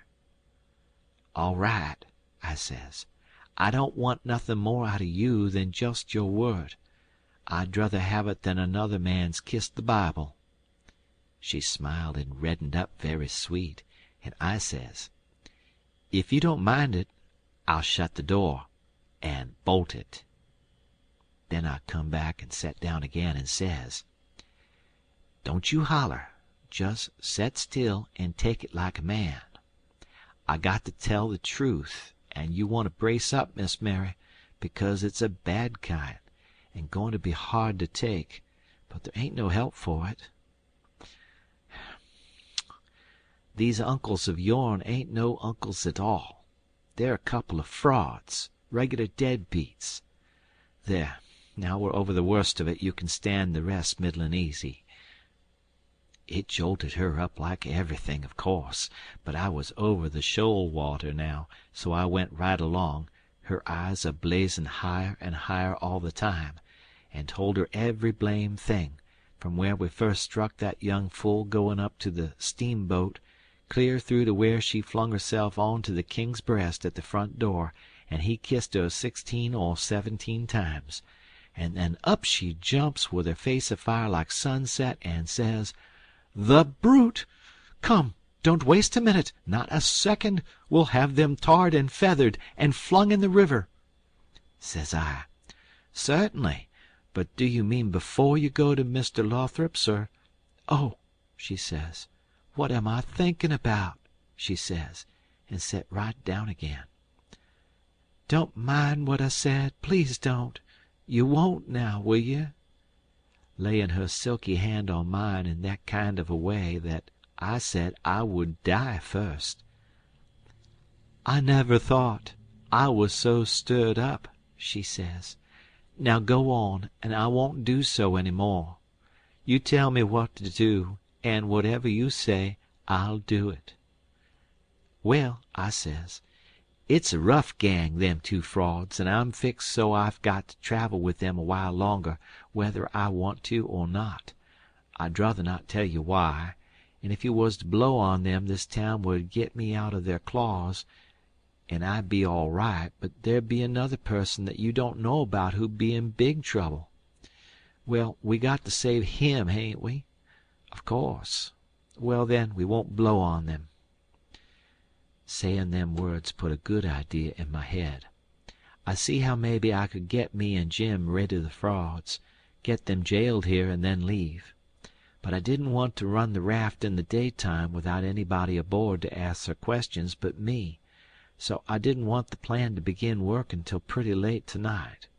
I says, "Miss Mary Jane, I'll tell you what we'll do, and you won't have to stay at Mr. Lothrop's so long nuther. How fur is it?" "A little short of 4 miles, right out in the country back here." "Well, that'll answer. Now you go along out there, and lay low till 9 or half past tonight, and then get them to fetch you home again. Tell them you've thought of something. If you get here before 11, put a candle in this window, and if I don't turn up, wait till 11, and then if I don't turn up, it means I'm gone and out of the way and safe. Then you come out and spread the news around, and get these beats jailed." "Good," she says. "I'll do it." "And if it just happens so that I don't get away, but get took up along with them, you must up and say I told you the whole thing beforehand, and you must stand by me all you can." "Stand by you? Indeed I will. They shan't touch a hair of your head," she says, and I see her nostrils spread and her eyes snap when she said it too. "If I get away I shan't be here," I says, "to prove these rapscallions ain't your uncles, and I couldn't do it if I was here. I could swear they was beats and bummers, that's all, though that's worth something. Well, there's others can do that better than what I can, and they're people that ain't going to be doubted as quick as I'd be. I'll tell you how to find them. Give me a pencil and a piece of paper. There. Royal Nonsuch Bricksville. Put it away, and don't lose it. When the court wants to find out something about these two, let them send up to Bricksville and say they've got the men that played the Royal Nonsuch, and ask for some witnesses, while you'll have that entire town down here before you can hardly wink, Miss Mary, and they'll come a-boiling, too." I judged we had got everything fixed about right now, so I says, "Just let the auction go right along, and don't worry. Nobody don't have to pay for the things they buy till a whole day after the auction on accounts of the short notice, and they ain't going out of this till they get that money, and the way we've fixed it the sale ain't going to count, and they ain't going to get no money. It's just like the way it was with the niggers. It warn't no sale, and the niggers will be back before long. Why, they can't collect the money for the niggers yet. They're in the worst kind of a fix, Miss Mary." "Well," she says, "I'll run down to breakfast now, and then I'll start straight for Mr. Lothrop's." "'Deed that ain't the ticket, Miss Mary Jane," I says. "By no manner of means go before breakfast." "Why? What did you reckon I wanted you to go at all for, Miss Mary?" "Well, I never thought, and come to think, I don't know. What was it?" "Why, it's because you ain't one of these leather-faced people. I don't want no better book than what your face is. A body can set down and read it off like coarse print. Do you reckon you can go and face your uncles when they come to kiss you good morning and never— There, don't. Yes, I'll go before breakfast. I'll be glad to. And leave my sisters with them? Yes, never mind about them. They've got to stand it yet a while. They might suspicion something if all of you was to go. I don't want you to see them, nor your sisters, nor nobody in this town. If a neighbor was to ask how is your uncles this morning, your face would tell something. No, you go right along, Miss Mary Jane, and I'll fix it with all of them. I'll tell Miss Susan to give your love to your uncles and say you've went away for a few hours for to get a little rest and change, or to see a friend, and you'll be back tonight or early in the morning. Gone to see a friend is all right, but I won't have my love given to them. Well, then, it shan't be. It was well enough to tell her so. No harm in it. It was only a little thing to do and no trouble. And it's the little things that smooths people's roads the most, down here below. It would make Mary Jane comfortable, and it wouldn't cost nothing. Then I says, "There's one more thing, that bag of money." Well, they've got that, and it makes me feel pretty silly to think how they got it. No, you're out there. They hain't got it. Why, who's got it? I wish I knowed, but I don't. I had it, because I stole it from them, and I stole it to give it to you, and I know where I hid it, but I'm afraid it ain't there no more. I'm awful sorry, Miss Mary Jane. I'm just as sorry as I can be, but I done the best I could. I did honest. I come nigh getting caught, and I had to shove it into the first place I come to and run, and it warn't a good place. Oh, stop blaming yourself. It's too bad to do it, and I won't allow it. You couldn't help it. It wasn't your fault. Where did you hide it? I didn't want to set her thinking about her troubles again, and I couldn't seem to get my mouth to tell her what would make her see that corpse lying in the coffin with that bag of money on his stomach. So for a minute I didn't say nothing. Then I says, "I'd rather not tell you where I put it, Miss Mary Jane, if you don't mind letting me off, but I'll write it for you on a piece of paper, and you can read it along the road to Mr. Lothrop's if you want to. Do you reckon that'll do?" "Oh, yes." So I wrote, "I put it in the coffin. It was in there when you was crying there away in the night. I was behind the door, and I was mighty sorry for you, Miss Mary Jane." It made my eyes water a little to remember her crying there all by herself in the night, and them devils lying there right under her own roof, shaming her and robbing her, and when I folded it up and give it to her I see the water coming to her eyes too, and she shook me by the hand hard and says, "Good-bye. I'm going to do everything just as you've told me, and if I don't ever see you again I shan't ever forget you, and I'll think of you a many and many a time, and I'll pray for you too." And she was gone. Pray for me! I reckoned if she'd knowed me she'd take a job that was more nearer her size. But I bet she done it just the same. She was just that kind. She had the grit to pray for Judas if she took the notion. There weren't no back down to her, I judge. You may say what you want to, but in my opinion she had more sand in her than any girl I ever see. In my opinion she was just full of sand. It sounds like flattery, but it ain't no flattery, and when it comes to beauty, and goodness too, she lays over them all. I hain't ever seen her since that time that I see her go out that door. No, I hain't ever seen her since, but I reckon I've thought of her a many and a many a million times, and of her saying she would pray for me. And if ever I'd a thought it would do any good for me to pray for her, blamed if I wouldn't have done it or bust. Well, Mary Jane she lit out the back way, I reckon, because nobody see her go. When I struck Susan in the hare-lip, I says, "What's the name of them people over on the other side of the river that you all goes to see sometimes?" They says, "There's several, but it's the Proctors mainly." "That's the name," I says. "I most forgot it. Well, Miss Mary Jane she told me to tell you she's gone over there in a dreadful hurry, One of them's sick." "Which one?" "I don't know. Leastways, I kinder forget, but I thinks it's sakes alive, I hope it ain't Hanner."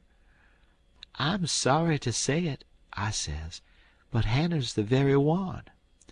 "My goodness! And she's so well only last week. Is she took bad?" "It ain't no name for it.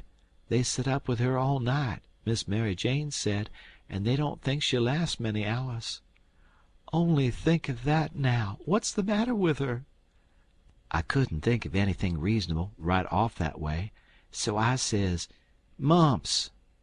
"Mumps your granny! They don't set up with people that's got the mumps."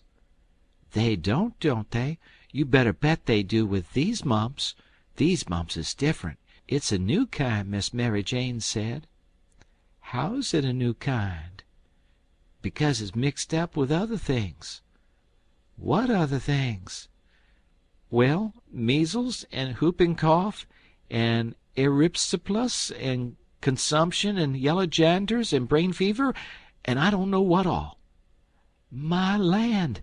And they call it the mumps?" "That's what Miss Mary Jane said." "Well, what in the nation do they call it the mumps for?" "Why, because it is the mumps. That's what it starts with." "Well, there ain't no sense in it.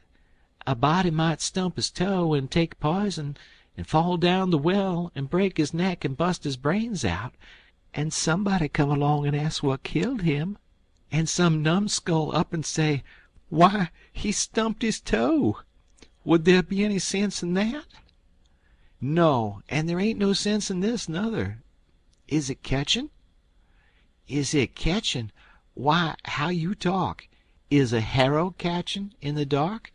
If you don't hitch on to one tooth, you're bound to on another, ain't you? And you can't get away with that tooth without fetchin' the whole harrow along, can you? Well, these kind of mumps is a kind of a harrow, as you may say, and it ain't no slouch of a harrow nuther, you come to get it hitched on good." "Well, it's awful, I think," says the harelip. "I go to Uncle Harvey and—" "Oh, yes," I says, "I would. Of course I would. I wouldn't lose no time." "Well, why wouldn't you?" "Just look at it a minute, and maybe you can see.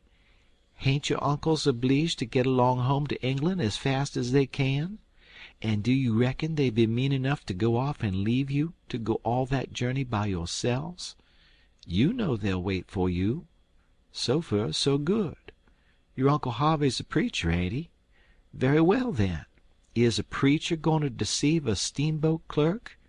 Is he going to deceive a ship clerk, so as to get them to let Miss Mary Jane go aboard? Now you know he ain't. What will he do, then? Why, he'll say, 'It's a great pity, but my church matters has got to get along the best way they can, for my niece has been exposed to the dreadful pluribus unum mumps, and so it's my bounden duty to set down here and wait the 3 months it takes to show on her if she's got it. But never mind, if you think it's best to tell your Uncle Harvey—' Shucks, and stay fooling around here when we could all be having good times in England, whilst we was waiting to find out whether Mary Jane's got it or not? Why, you talk like a muggins." "Well, anyway, maybe you better tell some of the neighbors." "Listen at that, now! You do beat all for natural stupidness. Can't you see that they go and tell?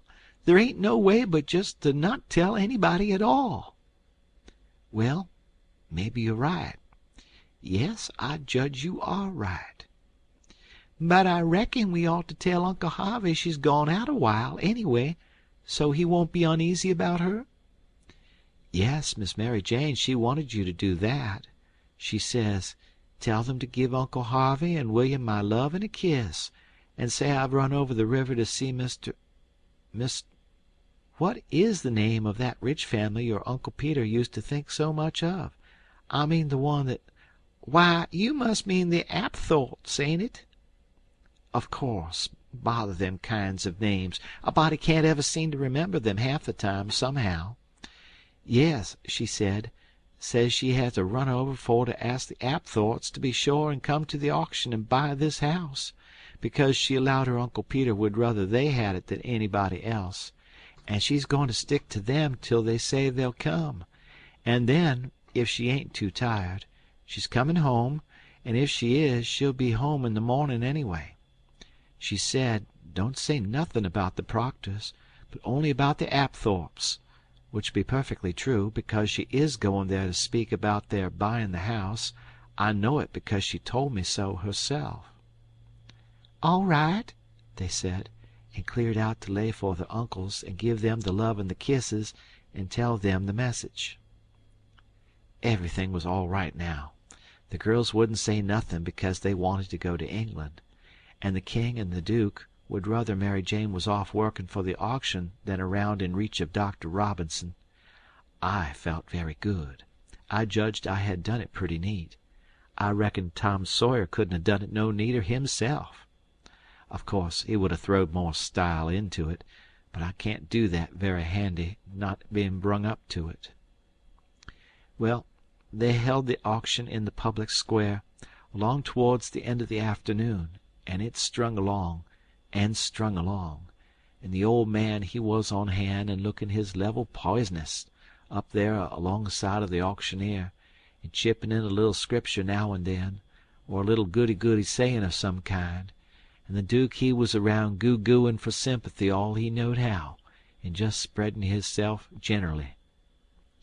But by and by the thing dragged through, and everything was sold, everything but a little old trifling lot in the graveyard. So they got to work that off. I never seen such a giraffe as the king was for wanting to swallow everything. Well, whilst they was at it, a steamboat landed, and in about 2 minutes up comes a crowd a whooping and yelling and laughing and carrying on and singing out, "Here's your opposition line. Here's your 2 sets of heirs to old Peter Wilkes, and you pays your money and you takes your choice." End of chapter.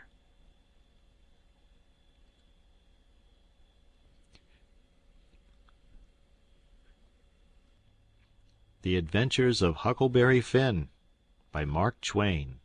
Chapter 29. They was fetching a very nice-looking old gentleman along, and a nice-looking younger one, with his right arm in a sling.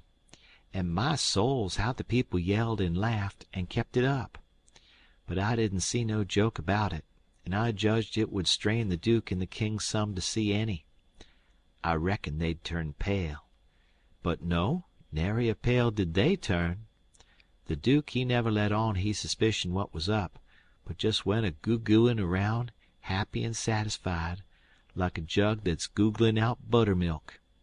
And as for the king, he just gazed and gazed down sorrowful on them newcomers like it give him the stomach ache in his very heart to think there could be such frauds and rascals in the world. Oh, he done it admirable. Lots of the principal people gathered round the king to let him see they was on his side. That old gentleman that had just come looked all puzzled to death. Pretty soon he begun to speak, and I see straight off he pronounced like an Englishman. Not the king's way, though the king's was pretty good for an imitation. I can't give the old gent's words, nor I can't imitate him, but he turned around to the crowd and says, about like this: "This is a surprise to me which I wasn't looking for, and I'll acknowledge, candid and frank, I ain't very well fixed to meet it and answer it. For my brother and me has had misfortunes. He's broke his arm, and our baggage got put off at a town above here last night, in the night by mistake. I am Peter Wilkes's brother Harvey, and this is his brother William, which can't hear nor speak, and can't even make signs to amount to much, now's he's got only one hand to work them with. We are who we say we are, and in a day or two, when I get the baggage, I can prove it. But up till then I won't say nothin' more, but go to the hotel and wait." So him and the new dummy started off, and the king he laughs and blethers out, "Broke his arm! Very likely, ain't it? And very convenient, too, for a fraud that's got to make signs and ain't learnt how. Lost their baggage! That's mighty good, and mighty ingenious under the circumstances." And so he laughed again, and so did everybody else, except 3 or 4, or maybe half a dozen. One of these was that doctor. Another one was a sharp-looking gentleman with a carpet-bag of the old-fashioned kind made out of carpet stuff, that had just come off of the steamboat and was talking to him in a low voice, and glancing towards the king now and then and nodding their heads. It was Levi Bell, the lawyer that was gone up to Louisville, and another one was a big rough husky that come along and listened to all the old gentleman said, and was listening to the king now. And when the king got done, this husky up and says, "Say, looky here. If you are Harvey Wilkes, when did you come to this town?" "Day before the funeral, friend," says the king. "But what time of day?" "In the evening, about an hour or two before sundown." "How'd you come?" "I come down on the Susan Powell from Cincinnati." "Well, then, how'd you come to be up at the point in the mornin' in a canoe?" "I warn't up at the point in the mornin'." "It's a lie." Several of them jumped for him, begged him not to talk that way to an old man and a preacher. "Preacher be hanged. He's a fraud and a liar. He was up at the point that mornin'. I live up there, don't I? Well, I was up there, and he was up there. I see him there. He come in a canoe, along with Tim Collins and a boy." The doctor, he up and says, "Would you know the boy again if you was to see him, Hines?" "I reckon I would, but I don't know. Why, yonder he is now. I know him perfectly easy." It was me he pointed at. The doctor says, "Neighbors, I don't know whether the new couple is frauds or not, but if these two ain't frauds, I am an idiot. That's all. I think it's our duty to see that they don't get away from here till we've looked into this thing. Come along, Hines. Come along, the rest of you. We'll take these fellows to the tavern and affront them with the other couple, and I reckon we'll find out something before we get through." It was nuts for the crowd, though maybe not for the king's friends, so we all started. It was about sundown. The doctor, he led me along by the hand, and was plenty kind enough, but he never let go my hand. We all got in a big room in the hotel, and lit up some candles, and fetched in the new couple. First the doctor says, "I don't wish to be too hard on these two men, but I think they're frauds, and they may have complices that we don't know nothin' about. If they have, won't the accomplices get away with that bag of gold Peter Wilkes left? It ain't unlikely. If these men ain't frauds, they won't object to sendin' for that money and lettin' us keep it till they prove they're all right. Ain't that so?" Everybody agreed to that. So I judged they had our gang in a pretty tight place right at the outstart. But the king, he only looked sorrowful and says, "Gentlemen, I wish the money was there, but I ain't got no disposition to throw anything in the way of a fair, open, out-and-out investigation of this miserable business. But, alas, the money ain't there. You can send and see if you want to." "Where is it, then?" "Well, when my niece give it to me to keep for her, I took and hid it inside of the straw tick in my bed, not wishin' to bank it for the few days we be here, and considerin' the bed a safe place, we not bein' used to niggers, and supposin' 'em honest, like servants in England. The niggers stole it the very next mornin' after I went downstairs, and when I sold 'em I hadn't missed the money yit, so they got clean away with it. My servant here can tell you about it, gentlemen." The doctor and several said, "Shucks," and I seen nobody didn't altogether believe him. One man asked me if I see the niggers steal it. I said no, but I see them sneaking out of the room and hustlin' away, and I never thought nothin', only I reckon they was afraid they had waked up my master and was tryin' to get away before he made trouble with them. That was all they asked me. Then the doctor whirls on me and says, "Are you English, too?" I says yes, and him and some others laughed and says, "Stuff." Well, then they sailed into the general investigation, and there we had it, up and down, hour in, hour out, and nobody never said a word about supper, nor ever seemed to think about it, and so they kept it up, and it was the worst mixed-up thing you ever see. They made the king tell his yarn, and they made the old gentleman tell his'n, and anybody but a lot of prejudiced chuckleheads would 'a' seen that the old gentleman was spinning truth and the other one lies. And by they had me up to tell what I knowed. The king he give me a left-handed look out of the corner of his eye, and so I knowed enough to talk on the right side. I begun to tell about Sheffield, and how we lived there, and all about the English Wilkses, and so on. But I didn't get pretty fur till the doctor begun to laugh, and Levi Bell, the lawyer, says, "Set down, my boy. I wouldn't strain myself if I was you. I reckon you ain't used to lyin'. It don't seem to come handy. What you want is practice. You do it pretty awkward." I didn't care nothin' for the compliment, but I was glad to be let off anyway.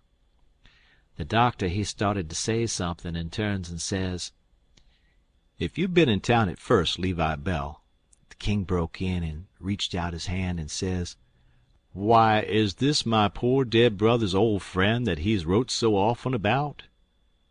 The lawyer and him shook hands, and the lawyer smiled and looked pleased, and they talked right along a while, and then got to one side and talked low, and at last the lawyer speaks up and says, "That'll fix it. I'll take the order and send it, along with your brother's, and then they'll know it's all right." So they got some paper and a pen, and the king he set down and twisted his head to one side, and chawed his tongue, and scrawled off something. Then they give the pen to the Duke, and then for the first time the Duke looked sick, but he took the pen and wrote. So then the lawyer turns to the new old gentleman and says, "You and your brother please write a line or two and sign your names." The old gentleman wrote, but nobody couldn't read it. The lawyer looked powerful astonished and says, "Well, it beats me," and snaked a lot of old letters out of his pocket, and examined them, and then examined the old man's writing, and then them again, and then says, "These old letters is from Harvey Wilkes, and here's these two handwritings, and anybody can see they didn't write them." The king and the Duke looked sold and foolish, I tell you, to see how the lawyer had took them in. "And here's this old gentleman's handwriting, and anybody can tell easy enough he didn't write them. Fact is, the scratches he makes ain't properly writing at all. Now here's some letters from—" The new old gentleman says, "If you please, let me explain. Nobody can read my hand but my brother there, so he copies for me. It's his hand you've got there, not mine." "Well," says the lawyer, "this is the state of things. I've got some of William's letters, too. So if you'll get him to write a line or so, we can come—" "He can't write with his left hand," says the old gentleman. "If he could use his right hand, you would see that he wrote his own letters and mine, too. Look at both, please. They're by the same hand." The lawyer done it, and says, "I believe it's so, and if it ain't so, there's a heap stronger resemblance than I'd noticed before, anyway. Well, well, well, I thought we was right on the track of a solution, but it's gone to grass partly. But anyway, one thing is proved. These two ain't either of them Wilkses," and he wagged his head towards the king and the Duke. Well, what do you think? That mule-headed old fool wouldn't give in then. Indeed he wouldn't. Said it warn't no fair test. Said his brother William was the cussedest joker in the world, and hadn't tried to write. He see William was going to play one of his jokes the minute he put the pen to paper, and so he warmed up and went warbling right along till he was actually beginning to believe what he was saying himself. But pretty soon the new gentleman broke in and says, "I've thought of something. Is there anybody here that helped to lay out the late Peter Wilkes for burying?" "Yes," says somebody. "Me and Ab Turner done it. We're both here." Then the old man turns toward the king and says, "Perhaps this gentleman can tell me what was tattooed on his breast." Blamed if the king didn't have to brace up mighty quick, or he'd 'a' squished down like a bluff bank that the river has cut under, it took him so sudden. And mind you, it was the thing that was calculated to make most anybody squish to get fetch such a solid one as that without any notice, because how was he going to know what was tattooed on the man? He whitened a little. He couldn't help it, and it was mighty still in there, and everybody bending a little forwards and gazing at him. Says I to myself, now he'll throw up the sponge. There ain't no more use. Well, did he? A body can't hardly believe it, but he didn't. I reckon he thought he'd keep the thing up till he tired them people out, so they'd thin out and him and the Duke could break loose and get away. Anyway, he set there. Pretty soon he begun to smile and says, It's a very tough question, ain't it? Yes, sir, I can tell you what's tattooed on his breast. It's just a small, thin, blue arrow. That's what it is. And if you don't look close, you can't see it. Now, what do you say, hey? Well, I never see anything like that old blister for clean out-and-out cheek. The new old gentleman turns brisk towards Ab Turner and his pard, and his eye lights up like he judged he got the king this time, and says, There, you heard what he said. Was there any such mark on Peter Wilkes's breast? Both of them spoke up and says, We didn't see no such mark. Good, says the old gentleman. Now, what you did see on his breast was a small, dim P and a B, which is an initial he dropped when he was young, and a W with dashes between them, so P-B-W. And he marked them that way on a piece of paper. Come, ain't that what you saw? Both of them spoke up again and says, No, we didn't. We didn't see any marks at all. Well, everybody was in a state of mind now, and they sings out, The whole bilin' of 'em's frauds. Let's duck 'em. Let's drown 'em. Let's ride 'em on a rail. And everybody was whooping at once, and there was a rattling powwow. But the lawyer he jumps on the table and yells and says, Gentlemen, gentlemen, hear me just a word, just a single word, if you please. There's one way yet. Let's go and dig up the corpse and look. That took them. Hooray! They all shouted, and was starting right off. But the lawyer and the doctor sung out, Hold on, hold on. Collar all these 4 men and the boy and fetch them along, too. We'll do it, they all shouted. And if we don't find them marks, we'll lynch the whole gang. I was scared now, I tell you. But there warn't no getting away, you know.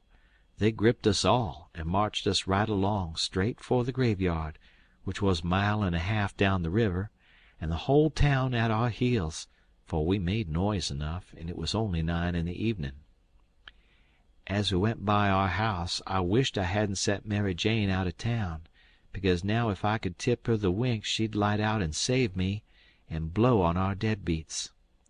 Well, we swarmed along down the river road, just carrying on like wildcats, and to make it more scary the sky was darking up, and the lightning beginning to wink and flitter, and the wind to shiver amongst the leaves. This was the most awful trouble and most dangersome I ever was in, and I was kinder stunned. Everything was going so different from what I had allowed for.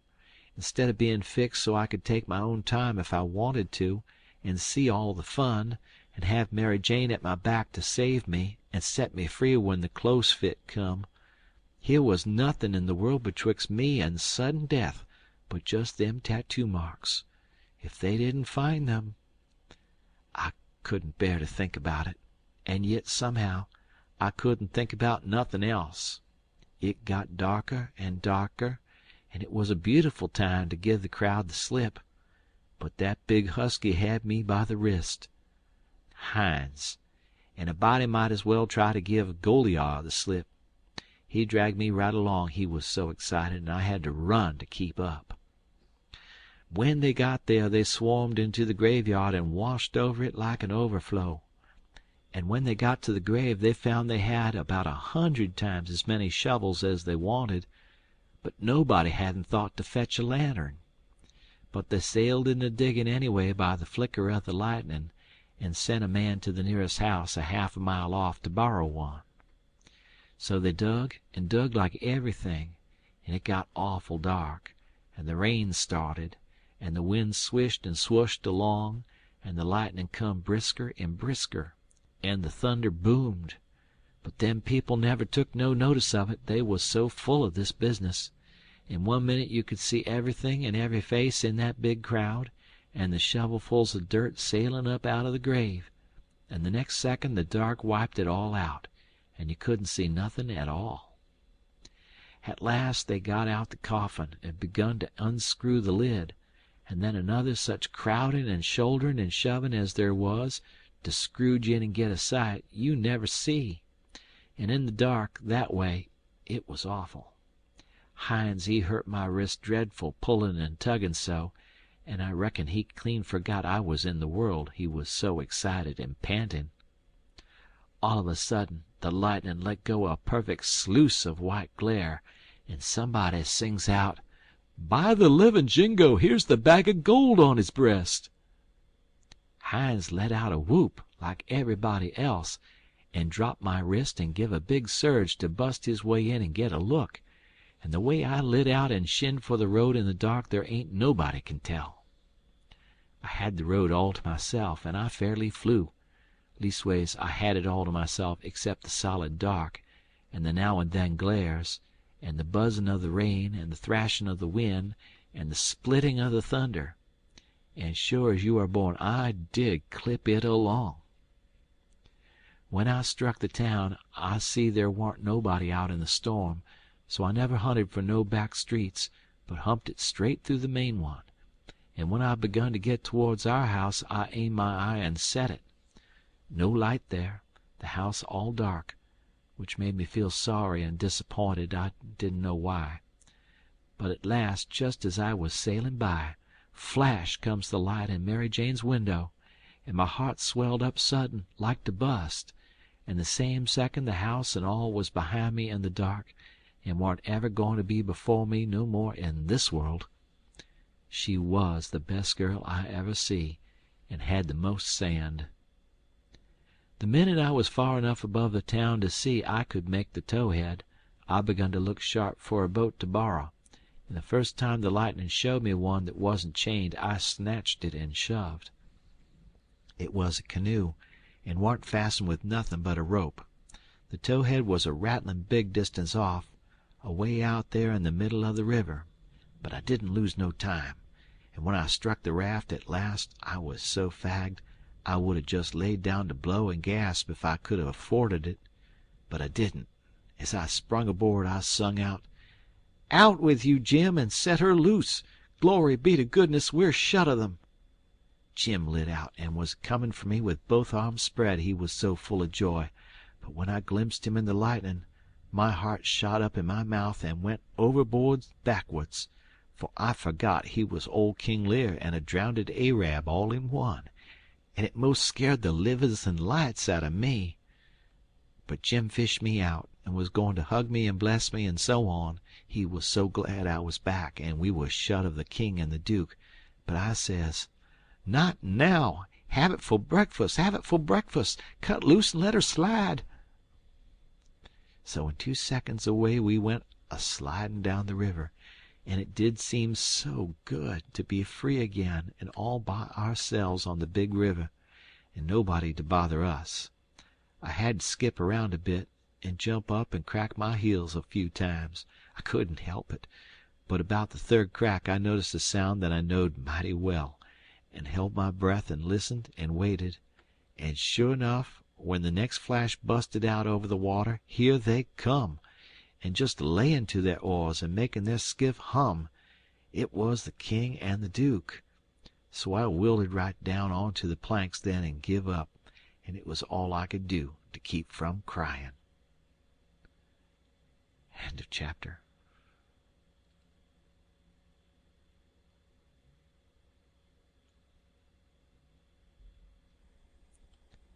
The Adventures of Huckleberry Finn by Mark Twain. Chapter 30. When they got aboard, the king went for me and shook me by the collar and says, Tryin' to give us the slip, was you pup? Tired of our comp'ny, hey?" I says, "No, your majesty, we warn't. Please don't, your majesty." "Quick, then, and tell us what was your idea, or I'll shake the insides out of you." "Honest, I tell you everything just as it happened, your majesty. The man that had a hold of me was very good to me, and kept saying he had a boy about as big as me that died last year, and he was sorry to see a boy in such a dangerous fix. And when they was all took by surprise by finding the gold and made a rush for the coffin, he lets go of me and whispers, 'Heal it now, or they'll hang you sure.' And I lit out. It didn't seem no good for me to stay. I couldn't do nothing, and I didn't want to be hung if I could get away. So I never stopped running till I found the canoe, and when I got here I told Jim to hurry, or they'd catch me and hang me yet, and said I was afeard you and the Duke wasn't alive now, and I was awful sorry, and so was Jim, and was awful glad when we see you coming, and you may ask Jim if I didn't." Jim said it was so, and the king told him to shut up, and said, "Oh, yes, it's mighty likely," and shook me up again, and said he reckoned he'd drowned me. But the Duke says, "Let go of the boy, you old idiot. Would you have done any different? Did you inquire around for him when you got loose? I don't remember it." So the king let go of me, and begun to cuss that town and everybody in it.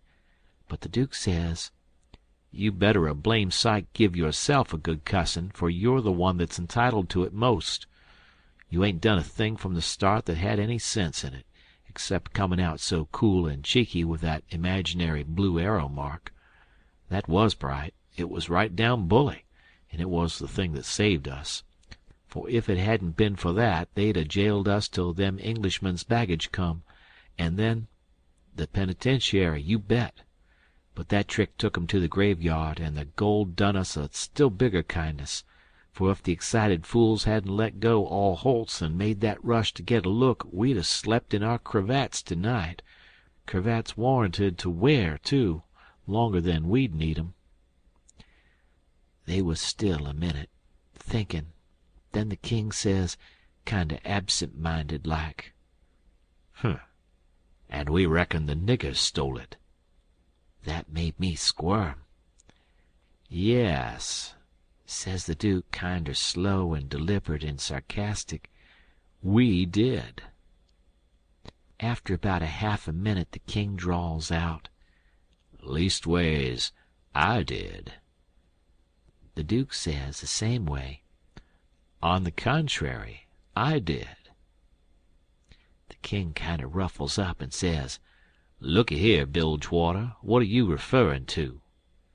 The Duke says, pretty brisk, "When it comes to that, maybe you'll let me ask what was you referrin' to?" "Shucks," says the king, very sarcastic, "but I don't know. Maybe you was asleep and didn't know what you was about." The Duke bristles up now and says, "Oh, let up on this cussed nonsense. Do you take me for a blame fool? Don't you reckon I know who hid that money in that coffin?" "Yes, sir, I know you do know, because you done it yourself." "It's a lie!" and the Duke went for him. The king sings out, "Take your hands off. Let go of my throat. I'll take it all back." The Duke says, "Well, you just own up first that you did hide that money there, intending to give me the slip one of these days, and come back and dig it up and have it all to yourself." "Wait just a minute, Duke. Answer me this one question, honest and fair. If you didn't put the money there, say it, and I'll believe you, and take back everything I said." "You old scoundrel, I didn't, and you know I didn't. There now." "Well, then, I believe you. But answer me only just this one more. Now, don't get mad. Didn't you have it in your mind to hook the money and hide it?" The Duke never said nothing for a little bit. Then he says, "Well, I don't care if I did. I didn't do it, anyway. But you not only had it in mind to do it, but you done it." "I wished I never die if I'd done it, Duke, and that's honest. I won't say I warn't goin' to do it, because I was, but you, I mean somebody, got in ahead of me." It's a lie. You done it, and you got to say you done it, or—" The king begun to gurgle, and then he gasped out, "Nuff, own up." I was very glad to hear him say that. It made me feel much more easier than what I was feeling before. So the Duke took his hands off and says, "If you ever deny it again, I'll drown you. It's well for you to set there and blubber like a baby. It's fittin' for you, after the way you've acted. I never seen such an old ostrich for wanting to gobble everything, and I a trustin' you all the time, like you was my own father. You ought to been ashamed of yourself to stand by and hear it saddle on to a lot of poor niggers, and you never say a word for them. It makes me feel ridiculous to think I was soft enough to believe that rubbage. Cuss you, I can see now why you was so anxious to make up the deficit. You wanted to get what money I'd got out of the nonsuch in one thing or another, and scoop it all." The king says, timid and still a-snufflin', "Why, Duke, it was you that said make up the deficit. It warn't me."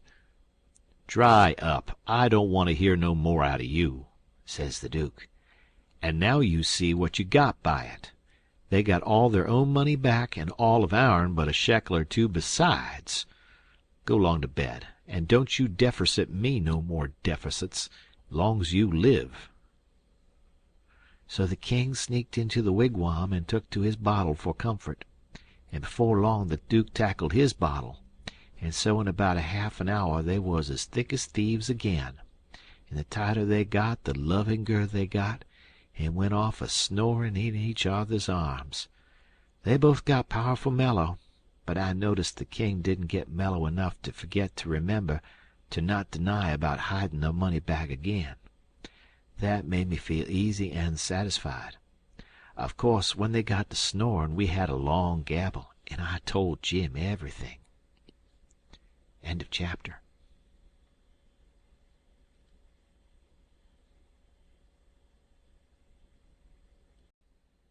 The Adventures of Huckleberry Finn, by Mark Twain. Chapter 31. We dasn't stop again at any town for days and days. Kept right along down the river. We was down south in the warm weather now, and a mighty long ways from home. We'd begun to come to trees with Spanish moss on them, hanging down from the limbs like long gray beards. It was the first I ever see it growing, and it made the woods look solemn and dismal. So now the frauds reckoned they was out of danger, and they begun to work the villages again. First they done a lecture on temperance, but they didn't make enough for them both to get drunk on. Then in another village they started a dancing school, but they didn't know no more how to dance than a kangaroo does, so the first prance they made the general public jumped in and pranced them out of town. Another time they tried to go at yellocution, but they didn't yellocute long till the audience got up and give them a solid good cussin' and made them skip out. They tackled missionarying and mesmerizing and doctoring and telling fortunes and a little everything, but they couldn't seem to have no luck. So at last they got just about dead broke, and laid about the raft as she floated along, thinking and thinking, and never saying nothin', by the half a day at a time, and dreadful blue and desperate. And at last they took a change and begun to lay their heads together in the wigwam and talk low and confidential 2 or 3 hours at a time. Jim and me got uneasy. We didn't like the look of it. We judged they was studying up some kind of worse deviltry than ever. We turned it over and over, and at last we made up our minds they was going to break into somebody's house or store, or was going into the counterfeit money business or something. So then we was pretty scared, and made up an agreement that we wouldn't have nothing in the world to do with such actions, and if we ever got the least show we would give them the cold shake and clear out and leave them behind. Well, early one morning we hid the raft in a good, safe place about 2 mile below a little bit of a shabby village named Pikesville, and the king he went ashore and told us all to stay hid whilst he went up town and smelt around to see if anybody had got any wind of the Royal Nonsuch there yet.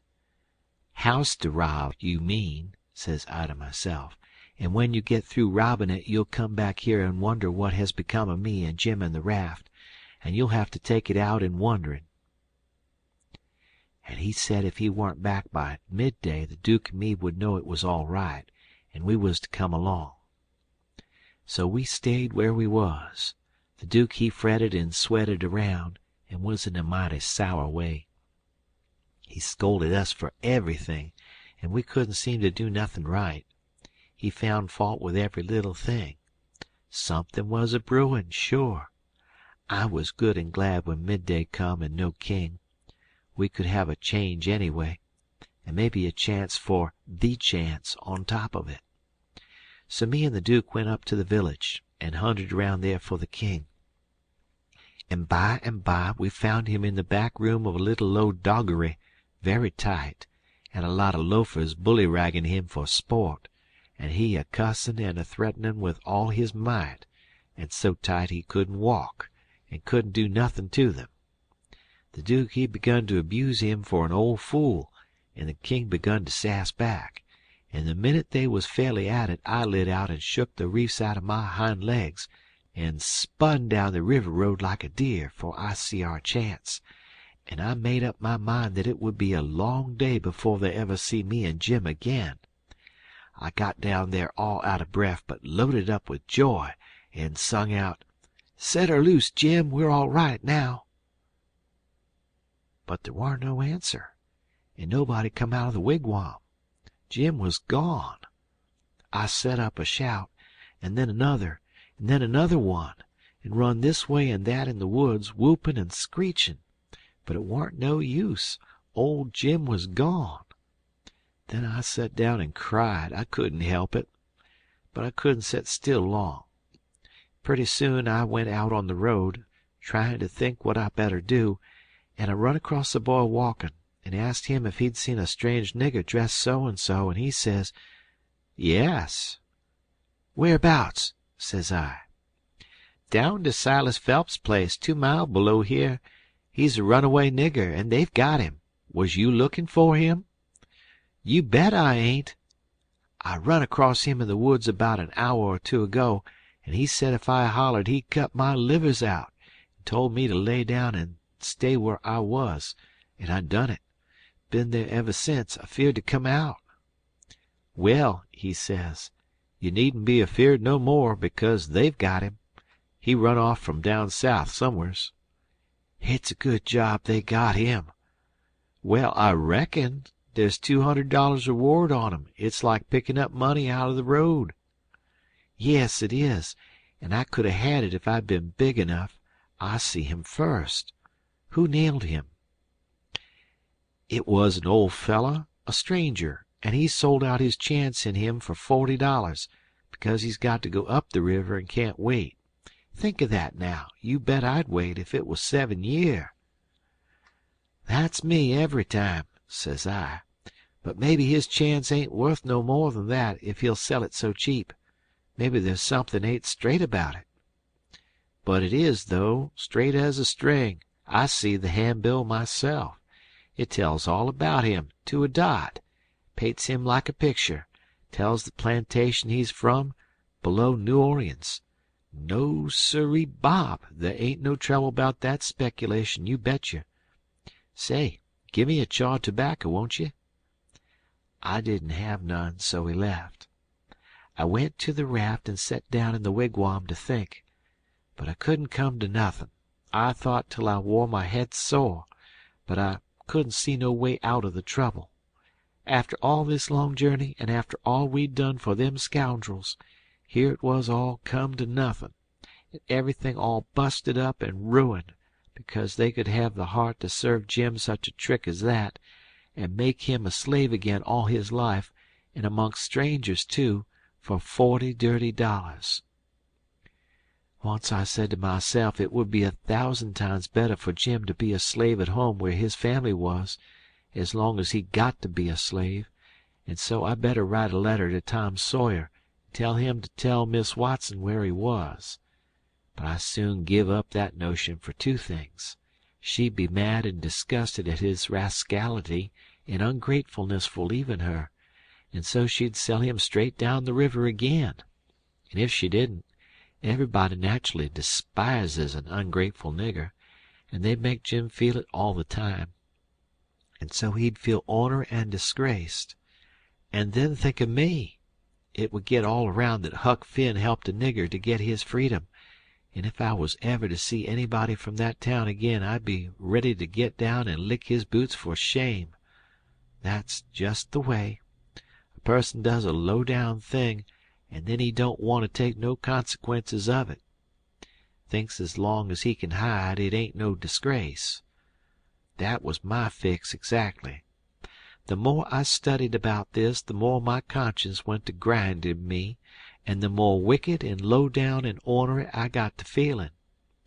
And at last, when it hit me all of a sudden that here was the plain hand of Providence slapping me in the face and letting me know my wickedness was being watched all the time from up there in heaven, whilst I was stealing a poor old woman's nigger that hadn't ever done me no harm, and now was showing me there's one that's always on the lookout, and ain't a-going to allow no such miserable doin's to go only just so fur and no further.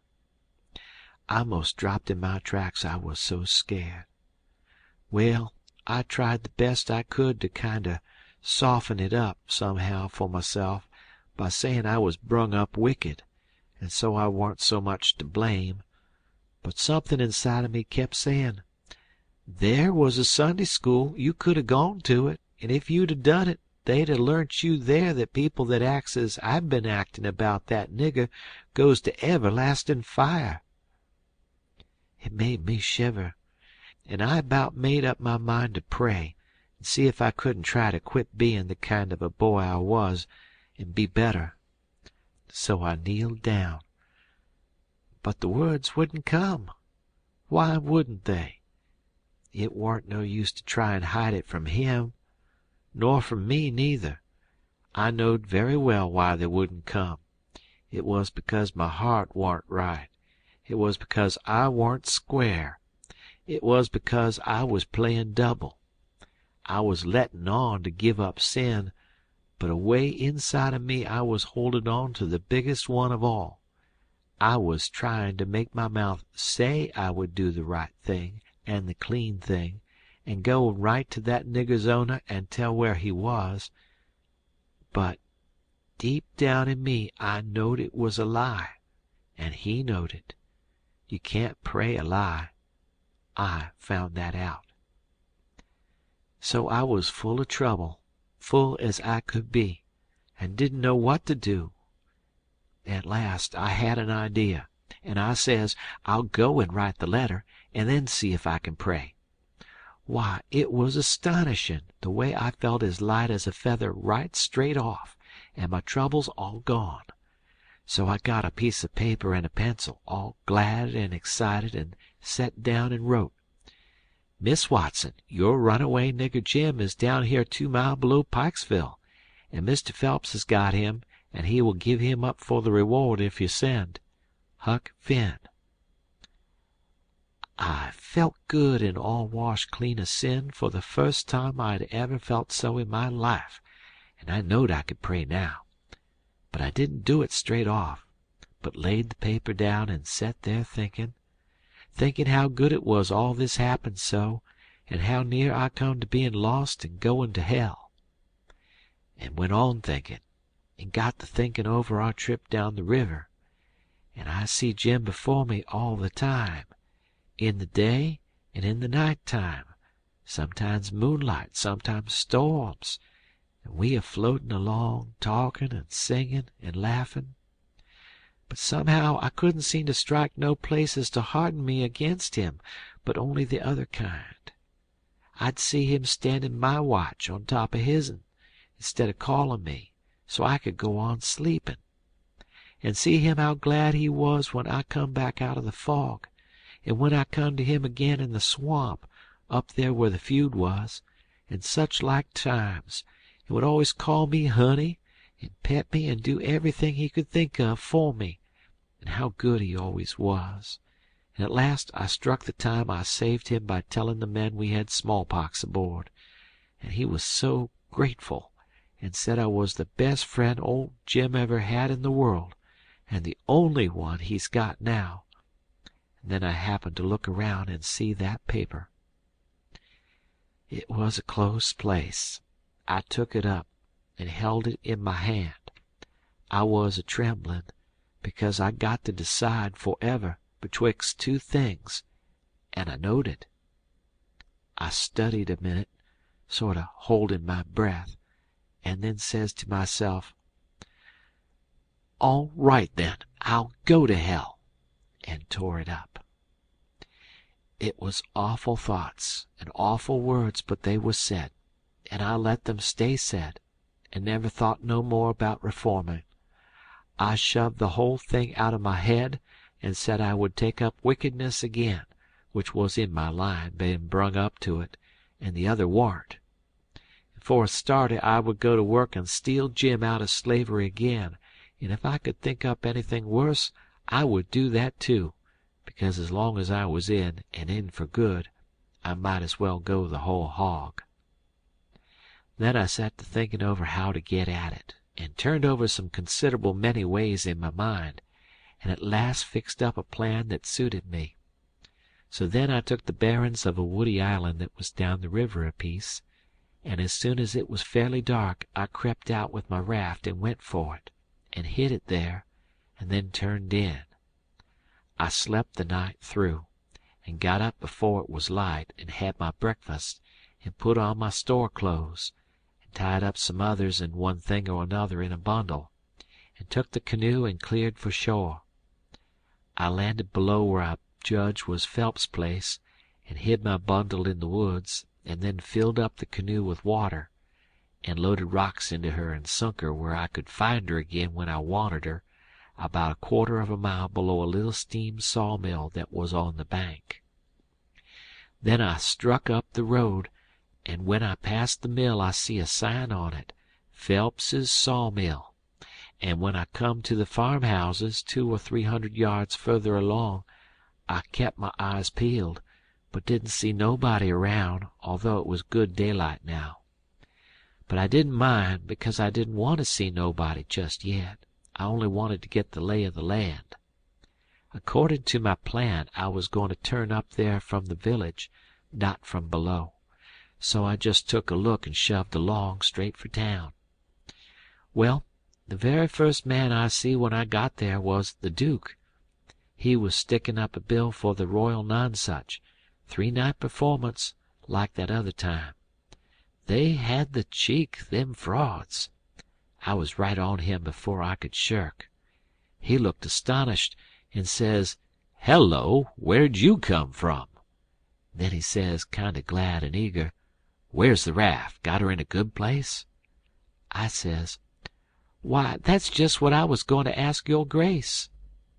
Then he didn't look so joyful, and says, "What was your idea for asking me?"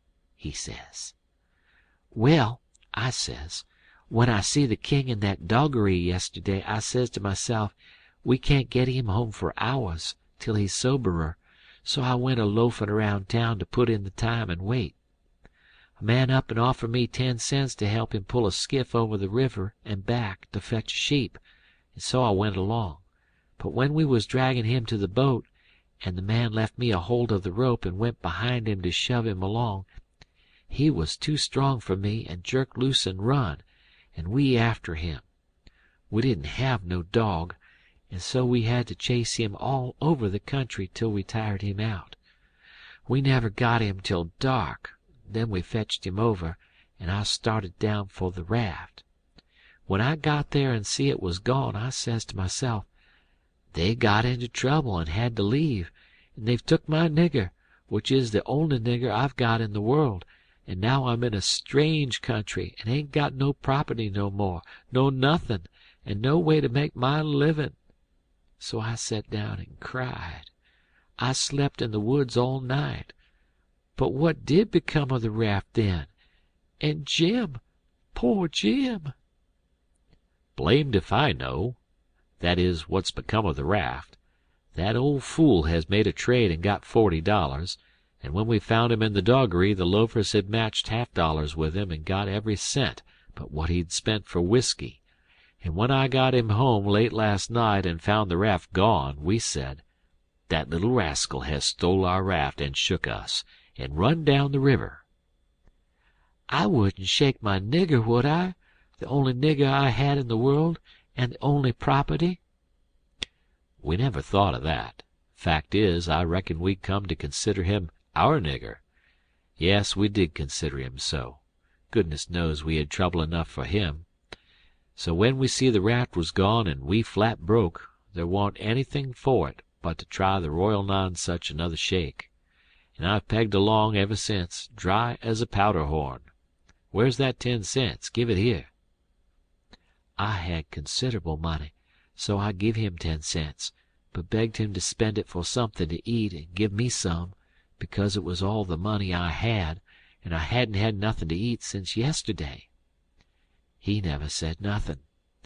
The next minute he whirls on me and says, "Do you reckon that nigger would blow on us? We'd skin him if he done that."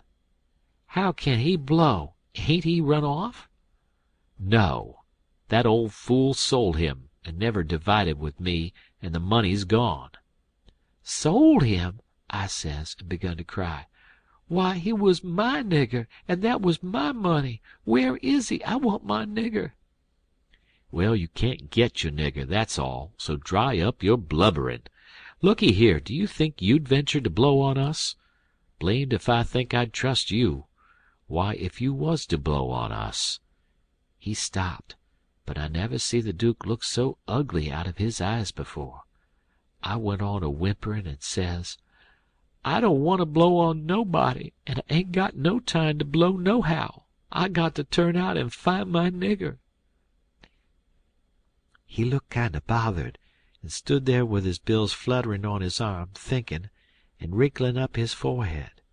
At last he says, "I'll tell you something. We got to be here 3 days. If you'll promise you won't blow, and won't let the nigger blow, I'll tell you where to find him." So I promised, and he says, "A farmer by the name of Silas F—" And then he stopped. You see, he started to tell me the truth, but when he stopped that way and begun to study and think again, I reckon he was changin' his mind. And so he was. He wouldn't trust me. He wanted to make sure of having me out of the way the whole 3 days. So pretty soon he says, "The man that bought him is named Abram Foster, Abram G. Foster, and he lives 40 mile back here in the country, on the road to Lafayette." "All right," I says. "I can walk it in 3 days, and I'll start this very afternoon." "No, you won't. You'll start now, and don't you lose any time about it, neither, nor do any gabblin' by the way. Just keep a tight tongue in your head and move right along, and then you won't get into trouble with us, do you hear?" That was the order I wanted, and that was the one I played for. I wanted to be left free to work my plans. "So clear out," he says, "and you can tell Mr. Foster whatever you want to. Maybe you can get him to believe that Jim is your nigger. Some idiots don't require documents. Leastways, I've heard there's such down south here. And when you tell him the handbill and the reward's bogus, maybe he'll believe you when you explain to him what the idea was for getting him out. Go 'long now, and tell him anything you want to, but mind you don't work your jaw any between here and there." So I laughed and struck for the back country. I didn't look around, but I kinder felt like he was watching me. But I knowed I could tire him out at that. I went straight out in the country as much as a mile before I stopped. Then I doubled back through the woods towards Phelps's. I reckoned I better start in on my plans straight off without fooling around, because I wanted to stop Jim's mouth till these fellows could get away. I didn't want no trouble with their kind. I'd seen all I wanted to of them, and wanted to get entirely shut of them. End of chapter.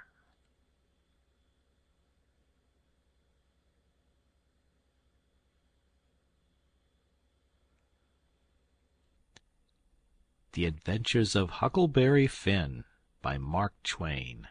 Chapter 32. When I got there, it was all still and Sunday-like, and hot and sunshiny. The hands was gone to the fields, and there was them kind of faint dronings of bugs and flies in the air that makes it seem so lonesome and like everybody's dead and gone. And if a breeze fans along and quivers the leaves, it makes you feel mournful, because you feel like it's spirits whispering, spirits that's been dead over so many years, and you always think they're talking about you. As a general thing, it makes a body wish he was dead too, and done with it all. Phelps was one of these little one-horse cotton plantations, and they all look alike. A rail fence round a 2-acre yard, a stile made out of logs sawed off and upended in steps like barrels of a different length to climb over the fence with, and for the women to stand on when they are going to jump on to a horse. Some sickly grass patches in the big yard, but mostly it was bare and smooth, like an old hat with the nap rubbed off. Big double log house for the white folks, hewed logs with the chinks stopped up with mud or mortar, and these mud stripes been whitewashed some time or another. Round log kitchen, with a big, broad, open but roofed passage joining it to the house. Log smokehouse back of the kitchen. 3 little log nigger cabins in a row to the other side of the smokehouse. 1 little hut all by itself away down against the back fence, and some outbuildings down a piece the other side. Ash hopper and big kettle to boil soap in by the little hut. Bench by the kitchen door, with bucket of water and a gourd. Hound asleep there in the sun. More hounds asleep round about. About 3 shade trees away off in a corner. Some currant bushes and gooseberry bushes in one place by the fence. Outside of the fence a garden and a watermelon patch. Then the cotton fields begins, and after the fields, the woods. I went around and clumb over the back stile by the ash hopper, and started for the kitchen. When I got a little ways, I heard the dim hum of a spinning wheel wailing along up and sinking along down again, and then I knowed for certain I wished I was dead, for that is the lonesomest sound in the whole world. I went right along, not fixin' up any particular plan, but just trustin' to Providence to put the right words in my mouth when the time come. For I'd noticed that Providence always did put the right words in my mouth if I left it alone. When I got halfway, first one hound and then another got up and went for me, and of course I stopped and faced them and kept still. And such another powwow as they made! In a quarter of a minute I was a kind of a hub of a wheel, as you may say, spokes made out of dogs, circle of 15 of them packed together around me, with their necks and noses stretched up towards me, a barking and howling, and more a comin'. You could see them sailing over fences and round corners from everywheres. A nigger woman come tearing out of the kitchen with a rolling pin in her hand, singing out, "Begone, you Tige, you Spot! Begone, sir!" And she fetched first one and then another of them a clip and sent them howling. And then the rest followed. And the next second half of them come back, wagging their tails around me and making friends with me. There ain't no harm in a hound nohow.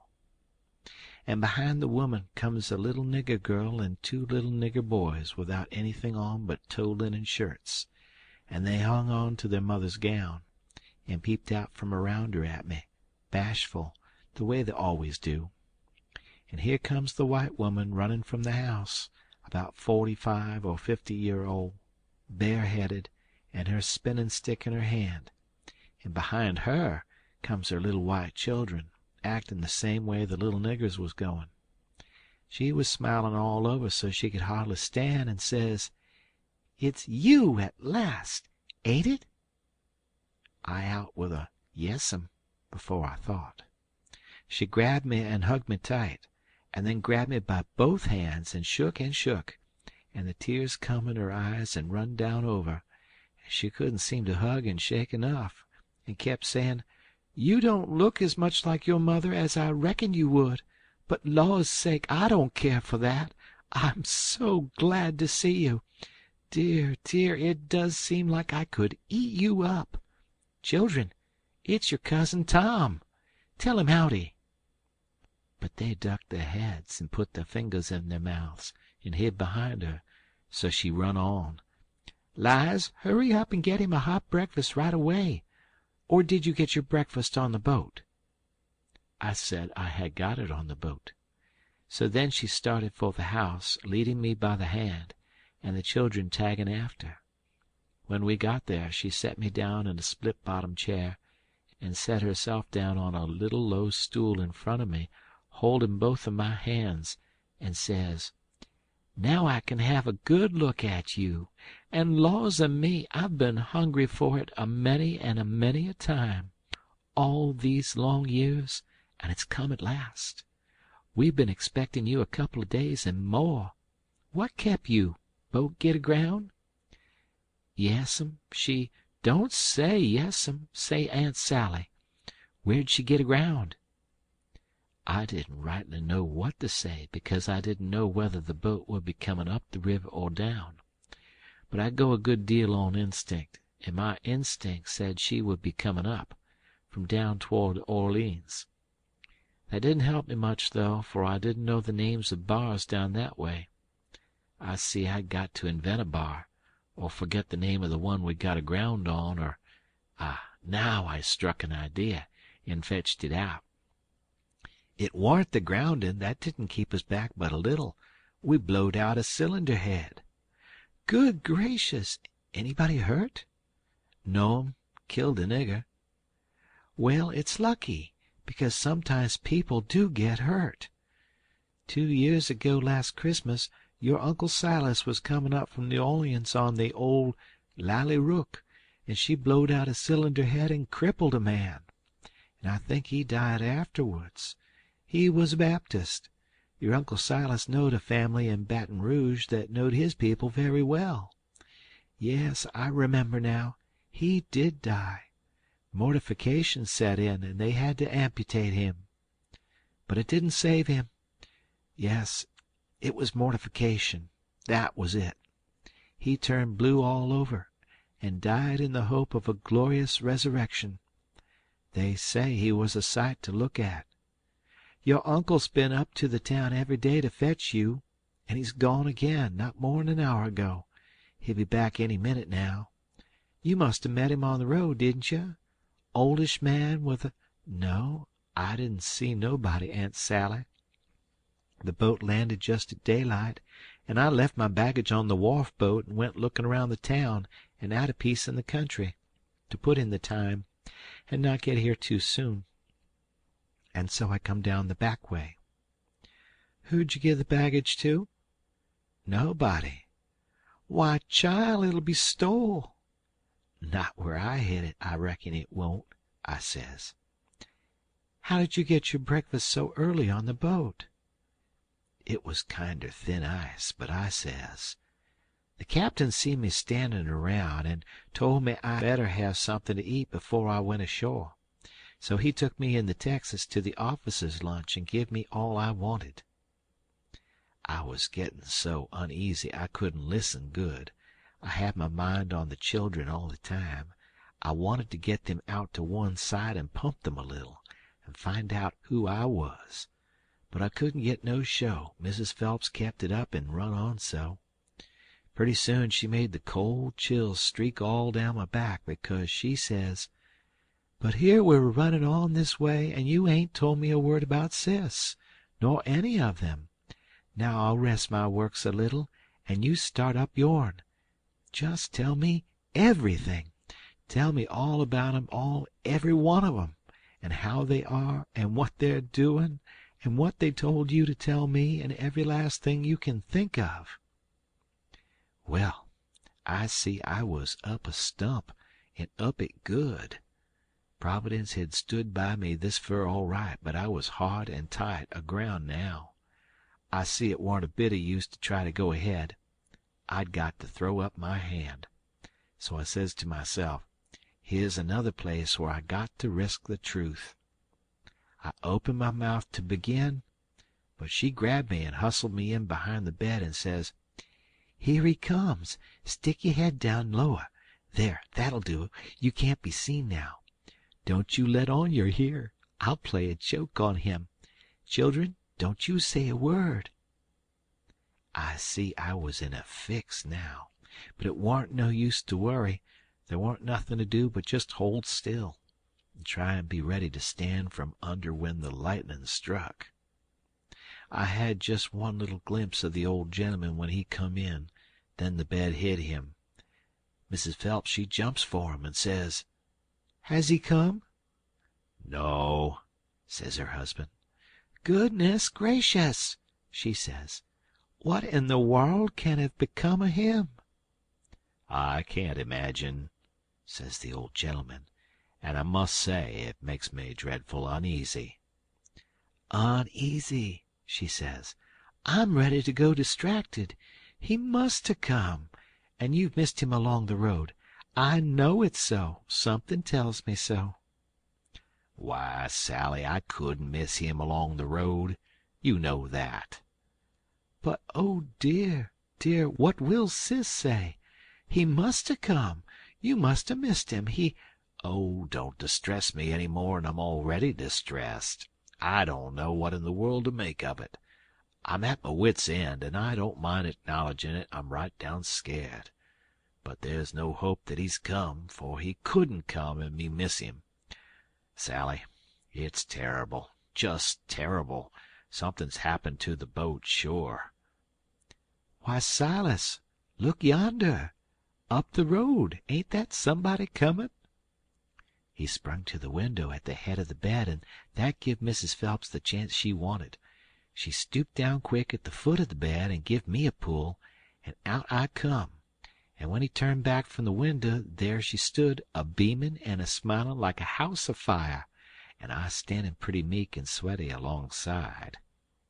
The old gentleman stared and says, "Why, who's that?" "Who do you reckon it is?" "I ain't no idea. Who is it?" "It's Tom Sawyer." By jings, I 'most slumped through the floor, but there warn't no time to swap knives. The old man grabbed me by the hand and shook and kept on shaking, and all the time how the woman did dance around and laugh and cry, and then how they both did fire off questions about Sid and Mary and the rest of the tribe. But if they was joyful, it warn't nothin' to what I was, for it was like being born again. I was so glad to find out who I was. Well, they froze to me for 2 hours, and at last, when my chin was so tired it couldn't hardly go no more, I had told them more about my family, I mean the Sawyer family, than ever happened to any 6 Sawyer families. And I explained all about how we blowed out a cylinder head at the mouth of White River, and it took us 3 days to fix it, which was all right and worked first rate, because they didn't know but what it would take 3 days to fix it. If I'd 'a' called it a bolt head, it would 'a' done just as well. Now, I was feeling pretty comfortable all down one side, and pretty uncomfortable all up the other. Being Tom Sawyer was easy and comfortable, and it stayed easy and comfortable till by and by I hear a steamboat coughing along down the river. Then I says to myself, s'pose Tom Sawyer comes down on that boat, and s'pose he steps in here any minute and sings out my name before I can throw him a wink to keep quiet. Well, I couldn't have it that way. It wouldn't do at all. I must go up the road and waylay him. So I told the folks I reckoned I would go up to town and fetch down my baggage. The old gentleman was for going along with me, but I said no, I could drive the horse myself, and I'd rather he wouldn't take no trouble about me. End of chapter.